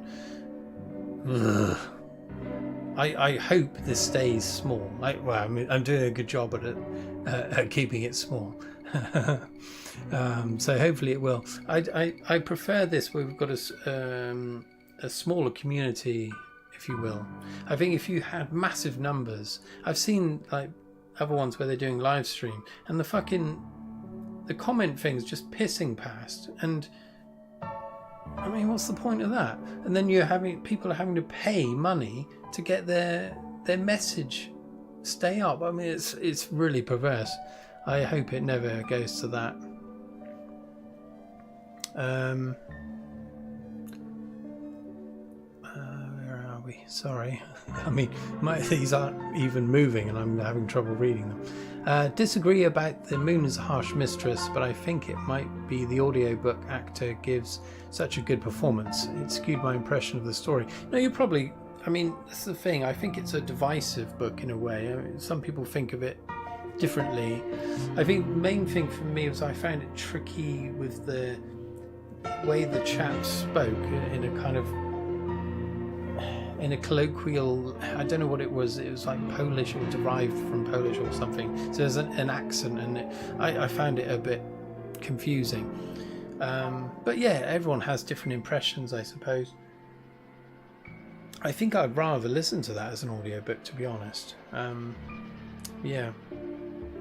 But yeah, lots of comments I get on that video. I mean, I've had quite a few views on that one, just because I think it is quite a cult. It has cult status. So a lot of people like to tell me that I'm wrong, or that I'm missing the point, or I don't know, the things that I didn't like, other people didn't seem to mind. So you're going to get that, aren't you? I mean, that's just the way it is. I think you're right about that. A constant tsunami of AI generated crap is about to hit YouTube, for sure. A lot of early British stuff seems very class minded. Yes, and you will encounter that in this in the OWL service for sure. I mean, it's still endemic now. I think there's still a big class divide even now. I mean, people like to say it doesn't exist, but it does, unfortunately. I think it always will. It's a shame, but there we are. Jim, I think the other guys devote themselves mainly to reading, reviewing, not creating as much, as far as I know. Reading, reviewing. Yes, okay. Yeah, I suppose, it's just their takes rather than having anything on the side. Yeah. I mean, that's another thing I do, is I do spread myself thin. I mean, sometimes, like my last holiday, I just spent 1 week just doing YouTube. That's all I was doing every day, and I was trying to do as much as possible. But otherwise, I'm always doing something else. I'm painting or I'm writing, and that takes up a hell of a lot of time. So then I'm left with like 1 day to do a review or a video, and it always, if that was all I was doing, I think I could probably do a better job, a cleaner job, more professional job.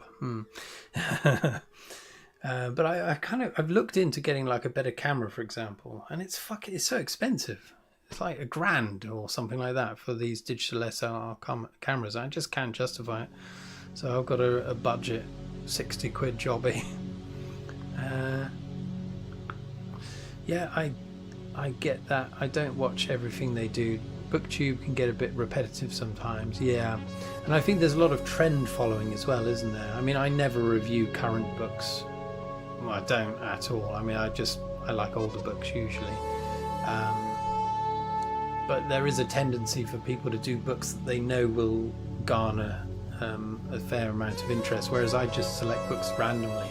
And I don't really know what I'm getting until I start reading it, like Shitewing, for example. I mean, that was a fucking dog. If you will. Apologies. But that was a bad book. Jimmy, I just texted your other half. She's okay for a 1 a.m. finish. Is she really, Rich? Bloody hell. Well, she's changed her tune from 2 hours ago. I mean, she looked ready to fight. And, I mean, I'm at the mercy of anyone with a raised fist because, as you all know, I have the skeletal structure of a 90-year-old. But, yeah, we'll see. We'll see what happens. But it's, going to have to be careful. I made a promise, right? Smoked salmon on pizza sounds awesome, bro. Just saying. Yeah, you need to try it. I first encountered it in years and years ago. I was staying somewhere in Padstow, which is a seaside town in Cornwall, and I had a pizza, and it was topped with prawns and smoked salmon. I thought, what the fuck? You can't put that on a pizza? Ordered it. Never looked back since then. It's bloody delicious. I do like salty flavours, if you will. You've got to find your tribe, bro. Yeah, I think so. I think so too. And it's taken a number of years, but we're all of a similar way, aren't we? We like the same kind of things. And it's great. It's so good to talk about things that we all have something to say about, or have a shared interest or shared knowledge. Yeah, but it takes time. It does take time. You don't just want any old riff-raff joining, do you? If you will. That's the thing about this, not scattergun, but the ones that are more hell-bent on garnering just numbers. You know, if you're doing videos that you know will be popular, they're not necessarily the same kind of people that have similar interests, if you will. Not that we all have to think the same or like the same things, but yeah, you know what I mean. People who don't do fine arts don't understand the time involved, the physical labour aspect. Yeah. There's one booktuber I can't stand. I won't say his name because he takes it to an industrial level. He takes the fun out of it. Okay, well, I know similar ones. Yeah, I really dig Outlaw Bookseller, Bookpilled, and Plagued by Visions. Okay, I don't know that one. That's interesting. I'll have to look that up. I'm not sure he's reviewing books anymore. Okay. Smoked salmon is just good, period. Yeah, I agree. Yeah, oh my god, that would just take the fun. I agree. I mean, I wouldn't do it if I didn't enjoy it. I just wouldn't. It would just be it would be a chore. If it ever became a chore, I'd just stop. But I just kind of enjoy doing it. I mean, yeah. Okay, Christian is getting hungry. You better get some smoked salmon on that pizza. Yeah, you should try it, Rich. Yeah, it's a more pleasant version of anchovies. I do like anchovies, but I find anchovy flavour a bit more harsh, whereas this has that nice smoky flavour, which is accentuated when you actually cook it. Oh, it's delicious. I could eat it now. Got to be thin crust. I agree. Yeah, I'm not for a deep pan myself. I used to do charcoal. Oh, hello. And used to something... Oh, zone out when on the canvas. Yes, I used to be well into charcoal as well. I loved that as a medium because I just liked the fact that it was wood. You know, just wood, motherfucker. It's just wood, literally. And there's so much you can do, but with so little. You know, it's a very, very basic medium. Yeah, I used to love doing. It's another thing that's kind of been taken away from me because, again, it's like drawing, so it hurts my wrist. But I fucking loved charcoal. Yeah. Just briefly, a little talk about pizza. I have pizza every Friday. Every Friday night, we have pizza. I mean, no exception, no deviation. Pizza, motherfucker. After a week of work, pizza is perfect. With some red wine normally. In fact, always. But yeah, there's so many variations, isn't there? I mean, we've tried so many different store, supermarket frozen ones. We settled on Sainsbury's own. So I normally have the quad cheese, and my partner, she has a Hawaiian because she's a meat eater. And then we build our own on top of that foundation. And then a few years ago, I got into, for about a year, I was making my own pizzas at my own base. I don't fuck around with that anymore. But yeah, I just love everything about pizza. Went to New York years ago now. It was back in, it was almost 20 years ago. We tried their pizza. It's supposed to be famous for pizza, isn't it? And it came in these massive fucking slices. So they sliced it off these huge pizzas and you pay for one slice. That's the first time I'd ever encountered a pesto and cheese pizza. That was lovely. I won't talk about that. Anyway, it's pizza. Yeah, apologies, Christian. You're probably chomping through a pizza as we speak now.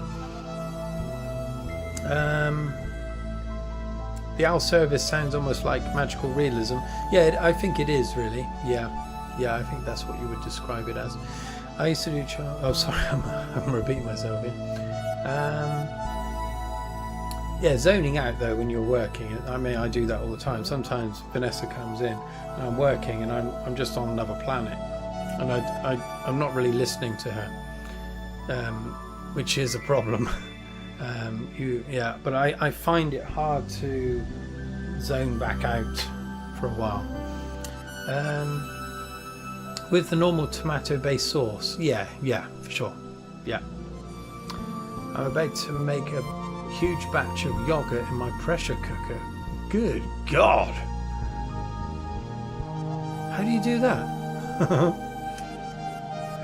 It's a mini little story now, but I was doing this bike ride across Japan when I was 24, and I ended up in this town, and it was pissing down with rain, and I was like so pissed. There was nowhere for me to camp, so I just put my tent up under these like pine trees, and this chap came out of this shop. He was looking at me sternly, and I thought, oh fucking here we go, he's going to call the police or whatever. So I went over there and I started speaking my crap Japanese, and then he started speaking English. He said, oh no, it'll be alright, but if the police do come, I'm not involved. So anyway, he's just absolving himself from responsibility there. But yeah, he was really nice, and he took me into his shop and he gave me a hot coffee, and then in the morning he came over and said, oh, got breakfast ready for you. I went in and had breakfast with him. Bloody nice bloke. Anyway, that's the first time I've ever had homemade yogurt, and it scared the shit out of me. I thought, homemade yogurt? How have you done that?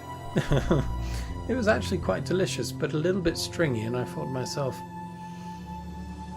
how have you made this? But anyway, there's a little story there. Right, the 70s and 80s were full of wonderful children's fantasy. Children of Green No, The Box of Delights, The Moonstone. Perhaps molded my mind to seek out similar things. Interesting. I haven't heard of any of those. Potentially Moonstone, although I'm probably thinking of the Amiga game of the same name. But I think you are heavily influenced by what you encountered during your formative years, aren't you? Yeah, it's easy to manipulate colour grade and add white on top of the highlights. That's right, yeah. Charcoal, this is, yeah. Yeah, it's working from a limited palette, isn't it? It's just gradations of dark and light. So it's a really good place to start. And also, you can be very precise with charcoal, but it also kind of encourages you to be slightly looser with the way you work, which is a good thing if you're a bit uptight and anal like I am, or the way I used to be when I used to draw. I was really, really, delicate and precise, but charcoal encourages you to break those conventions. On TV, I was meaning. Right, okay, yeah. So those weren't books, right? I see, right. Yeah, okay. I still haven't heard of those though. We do too have pizza on Saturdays after Mass. I'd love to be able to make my own pizza, but I'd have to make my own outdoor oven. I can't find a pizza oven I like or can afford. Yeah, that would be good as well. I just bang it in the oven. I think as far as art goes, I'm addicted to the zoning out part. It's my own relief. I don't meditate per se. Okay, it's so easy, bro. Easier than wine to make yogurt. Right, okay. I have got a slow cooker, so I would consider it. Ever thought about taking one of your books from your collections, overpainting the book cover with a better picture? It's not vandalism, it's art, all right? Yeah, that's an interesting idea. No, I've never considered that. Yeah, I might do that. Yeah, I might do that. Shitewing, could do something to that, maybe. Paint a great big shit on it. But yeah, I like that idea. I've seen YouTube artists where they buy these cheap thrift store charity shop paintings, and then they'll stick like a Death Star in the sky or something like that. They're quite cool, but again, those kind of artists are just going for low-hanging fruit. They're just going for views. But yeah, it's an interesting idea, especially with book covers. Yeah, cheers. I'll think about that. Oh, hello. Alright, we've got a recipe for making your own yogurt here. Heat the milk to 180 degrees Fahrenheit, then cool it down to about 100. Add a little bit of culture, and 8 hours later, voila. Well, I'll be darned. Yeah, cheers for that. Yeah, Rich is up for that. If the guy's yogurt was runny, it just means he left a lot of whey in it. Right. There was something going on. It was It's very easy, but you can do it in the Instapot. And you do it in the Instapot. Okay. Yeah. Yeah, slimy. That's the way I'd describe it. Yeah. Let's put it this way. It felt as though it was looking at me out of the bowl and considering whether or not to kill me. It seemed alive and capable of movement. A bit like that Alien. Have you seen that film? I think it's called Alive. It's got Jake Gyllenhaal in it, and they're up in this kind of space station. They encounter the first little bit of life from Mars, and it's this fucking horrible thing. There's a really horrible scene in it, but it reminded me of this chap's yogurt. Greek yogurt, almost no way. Okay. Gentleman's relish. Well, that's what I thought it was. I drink my yogurt, so I leave all the way in. Okay, I'd probably prefer the drinkable sort. So I suppose that's teeming with these macrobiotics, yeah? Good for the gut.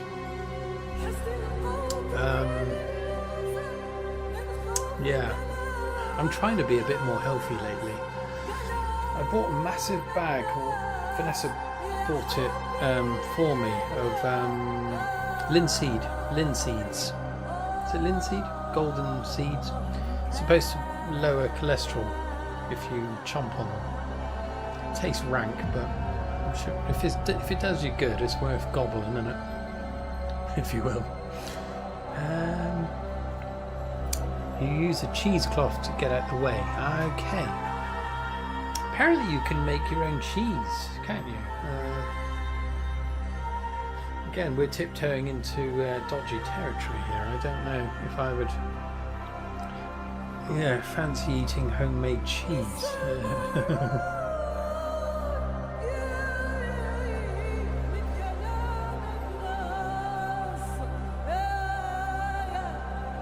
It's great making your own parfait at a fraction of the cost. Okay. So where do you get the culture from for this?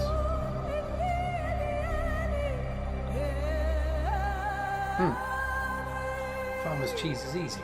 Okay. We're all going to become self-sufficient after Unstoppable's various recipes, yeah? Just add vinegar to the milk that's heated.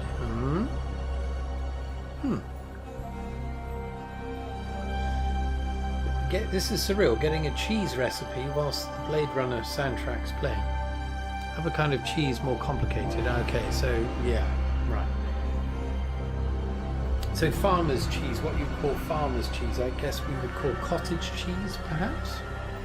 A kind of semi-solid, dodgy-looking cheese. Culture, any store-bought yogurt with live cultures. Okay, I see, right. Yeah, that makes sense. A bit like sourdough, like the starter you... I've made paneer, a sort of Indian cheese, very easy. Ah, yes. I've encountered paneer.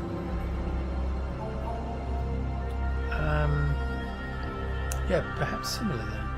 Ah, no, farmer's cheese is a cheese spread. Ah, okay, right. I try and make them more expensive to buy things. Béarnaise sauce, Caesar salad sauce, excellent profit margin. I'll tell you one thing I've always wanted to be able to make properly is something I first encountered over in America, and that's ranch dressing. I absolutely love the stuff, and over here it's not quite as popular. So a couple of times, so Morrison's, a supermarket over here, they used to do their own ranch. I really liked that. Then they discontinued it because people didn't like it. Well, they obviously weren't buying it as much. Good lord, I didn't know this was on the soundtrack. Yeah, ranch, that's what I want to make. Once you separate the curds and whey of the milk with the vinegar, you drain through cheesecloth and add whatever spices or little more whey to make it creamier. Okay. Oh yeah, ranch is not that hard. Okay. I've tried some recipes. It's never quite hitting the mark. So I'll tell you how I make mine. Over here our blood is 20% ranch dressing. Ranch with my buffalo wings or pizza. Yeah, I love it with pizza. Again, if the calories in the pizza aren't enough, I like to slaver it in ranch or pseudo ranch as I make. So the way I make it, you can probably give me some hell for this, but so I use mayonnaise, bit of lemon juice, dill, parsley, some onion powder, salt and pepper, mix that all together, and a little bit more lemon. I like it quite spiky. Huge calories for sure. But that's as close as I've got to ranch that I remember from being over your way. It's such a lovely, I like that kind of, it's not sour, is it? I suppose there's a sourness to it. It's a bit like what we have here is salad cream, which is a kind of vinegar-based mayonnaise, I suppose. Yeah, I like it to have a bit of tartness. In fact, you know, the Doritos, you get ranch Doritos over there, don't you? Over here we call it cool. They're called cool flavour. They don't call it ranch, but yeah, they are ranch flavoured. We use milk or buttermilk to make ours. Yes, right, okay. It's the dill that gives it the punch. Right, so I got the dill right. That's good. Buttermilk. Yes, I saw someone using buttermilk. I might have to try and get some then. I've never used buttermilk. That's why I didn't do it. I was a bit scared of it. One more sigh. I didn't think I'd be getting guidance on ranch this evening. It's wonderful, thank you. Or cheese, or yogurt. For our love is such passion, such pleasure. Oh, once this drink's gone, I've only got a couple of mil left. I'm gonna have to go. I will treasure. So I'm gonna get in trouble. Like the sun, dear. Oh yeah, I was gonna sing a song, wasn't I? Bloody hell. Right. Tell you what, that'll be. I'll get a song ready. To get that authentic US ranch flavour, you need things like guar gum and xylitol and yellow number 3. Okay, yeah, the mass-produced stuff.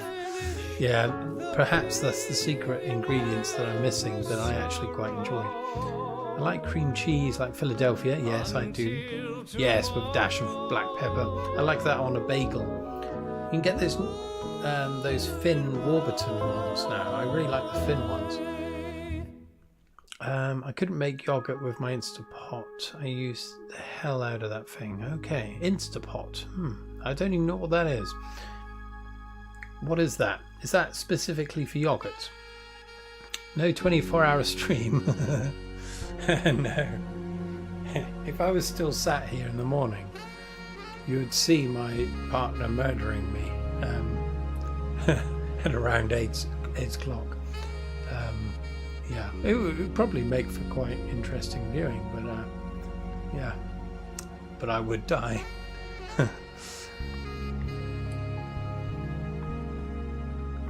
Right, this is the next question. Well, I'm going to do 2 questions. Well, first question, I'm going to sing you a song as my parting farewell this evening. And it's got to be a song from the Labyrinth film, so one of David Bowie's songs. So let me know what song you want. I've got one in my head that I would go to as, but there we are. Soccer Mom, enchiladas, chicken, meat and Philly cream cheese and green chili sauce. Bloody hell, that sounds nice. Yes, it's bedtime for me too. Been really fun though. Thanks everybody. Man, bed early on a Saturday night, living the life. Don't worry, Van. Yeah, thanks for popping round. Thanks very much. You've been a sleeper up to now, but that's very nice of you to pop in. I will. I'll do another one of these at some point. Just a general question for all of you, really. I mean, if I ever do these, I do them few and far between, because I do them few and far between. But so, what kind of times are best? I would normally go for a Saturday night, normally. But anyway, I'm going to get a song ready. I'll go to my own choice.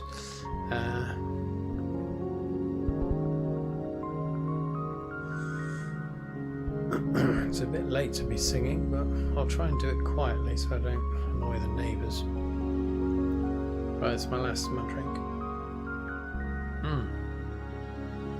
Went down smooth. The whiskey I'm drinking, by the way, is a really high grade. It's cheap as chips. It's a brutal, cheap whiskey, but it's quite delicious. Right, here we go.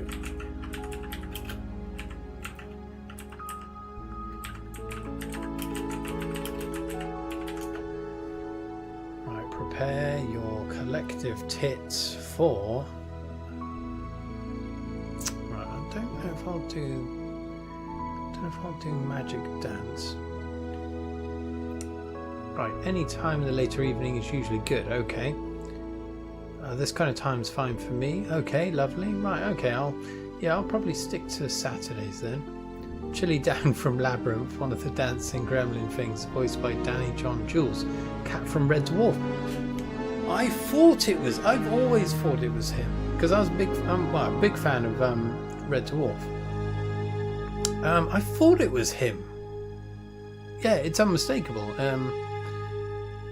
You still make your own beer? I haven't for a while, but I've got all the apparatus to do it, except the fermenting barrel, the big thing. So I can't do it on big scale. I've got lots of demijohns, so I could make wine quite readily. Good. Christian likes Saturdays as well. Okay, I'll stick to Saturdays. So yeah, I'll do one soon. Okay, just look. I'll try and give you a heads up this next time. I'm sorry, I sprung it on you all today. I wasn't even sure myself. Okay, so as a parting farewell, I am going to sing a song. This could be a mistake. So I won't be able to read your comments for a bit. I'll sing a song and then I'll come back and say goodbye. You'll feel free to leave at this point because this will not be pleasant. I'm going to do.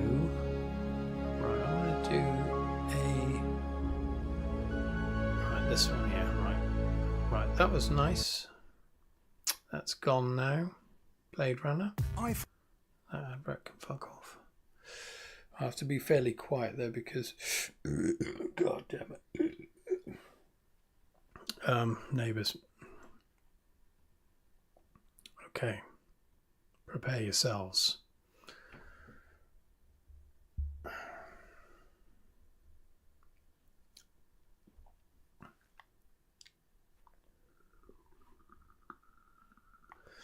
It's 5 minutes long. I don't think I'll do the whole full 5 minutes.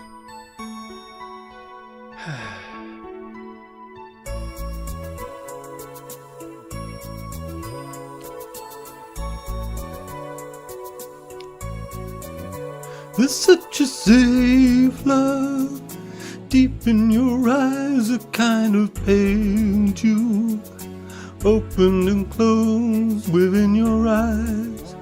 I'll place the sky within your eyes.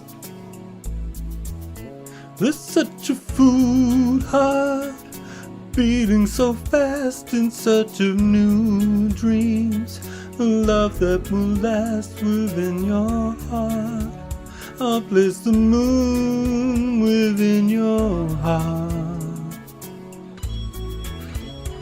As the pain sweeps through, makes no sense for you. Every thrill is gone, wasn't too much fun at all. And I'll be there for you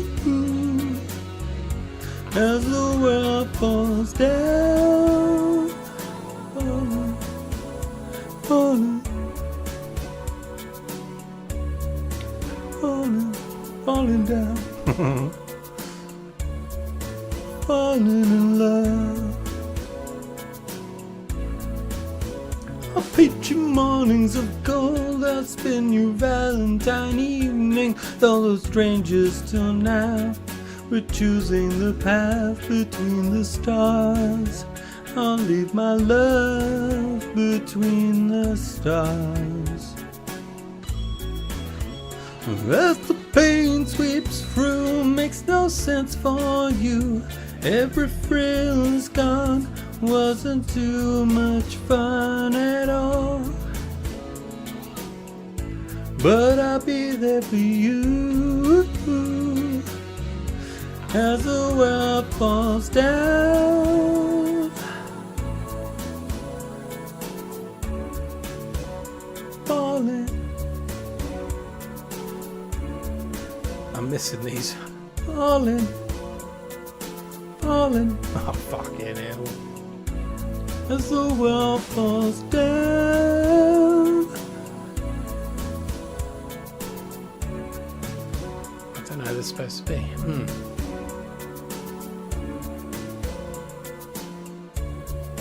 Falling in love as the world falls down. Yeah, you get the idea. So, something that's good to bear in mind is that David Bowie was singing this to a 14-year-old girl. Yeah, forget that detail. She didn't look that old, young. Anyway, let's leave it there. Good night, y'all. Great stream. Cheers, Jabro. Bye, guys. Been great. Everyone's going all together now. Maybe blast some Austrian Death Machine before leaving. Okay, I will do. As the world falls down. Yes, you know it. Okay, that's not nearly as bad as I expected. This soundtrack is so good. Songs everybody knows but never plays on the radio. Indeed, indeed. Okay, right, so I'm going to say goodbye now, but I will leave a bit of the Deaf Cult stuff. No, what's it called? Can't remember. Yeah, thanks everyone. Cheers, Copper. And cheers, Matthew. Cheers to everyone. Yeah, I'll leave you all with that one. What was it called? What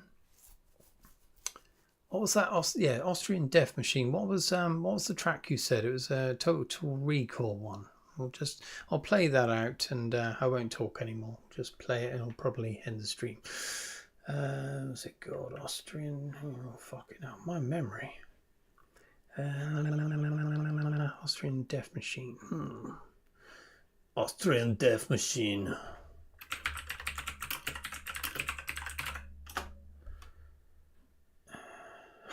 One of them's I need your clothes, your boots, and your motorcycle. Right.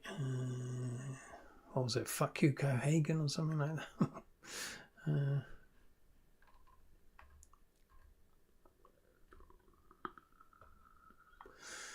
Total Brutal, that could be it. Right. Oh no. Oh, screw you, Benny.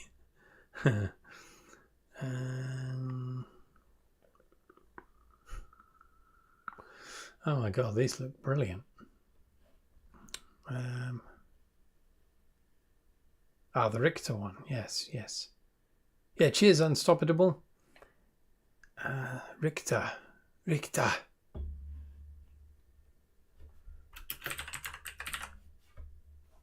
I see you at the party, Richter. Okay, here it is. Play, you fucker.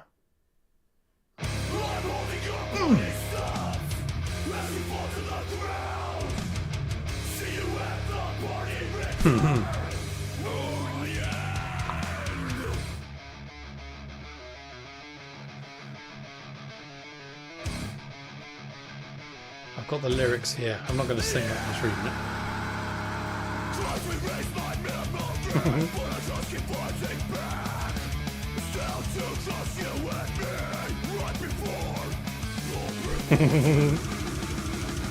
Oh man, this is brilliant.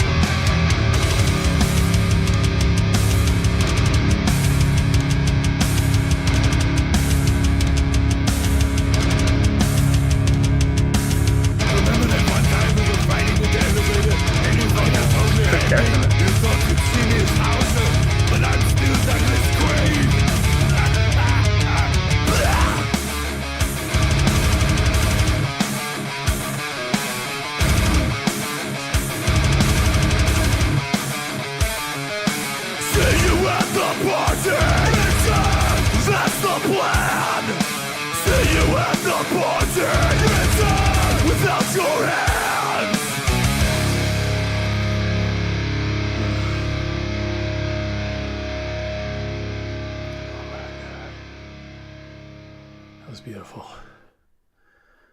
Cheers, everyone. I'm off. Thanks, everyone. Whew. Yeah, thank you, everyone. Good night. Until next time. Everyone watch Total Recall.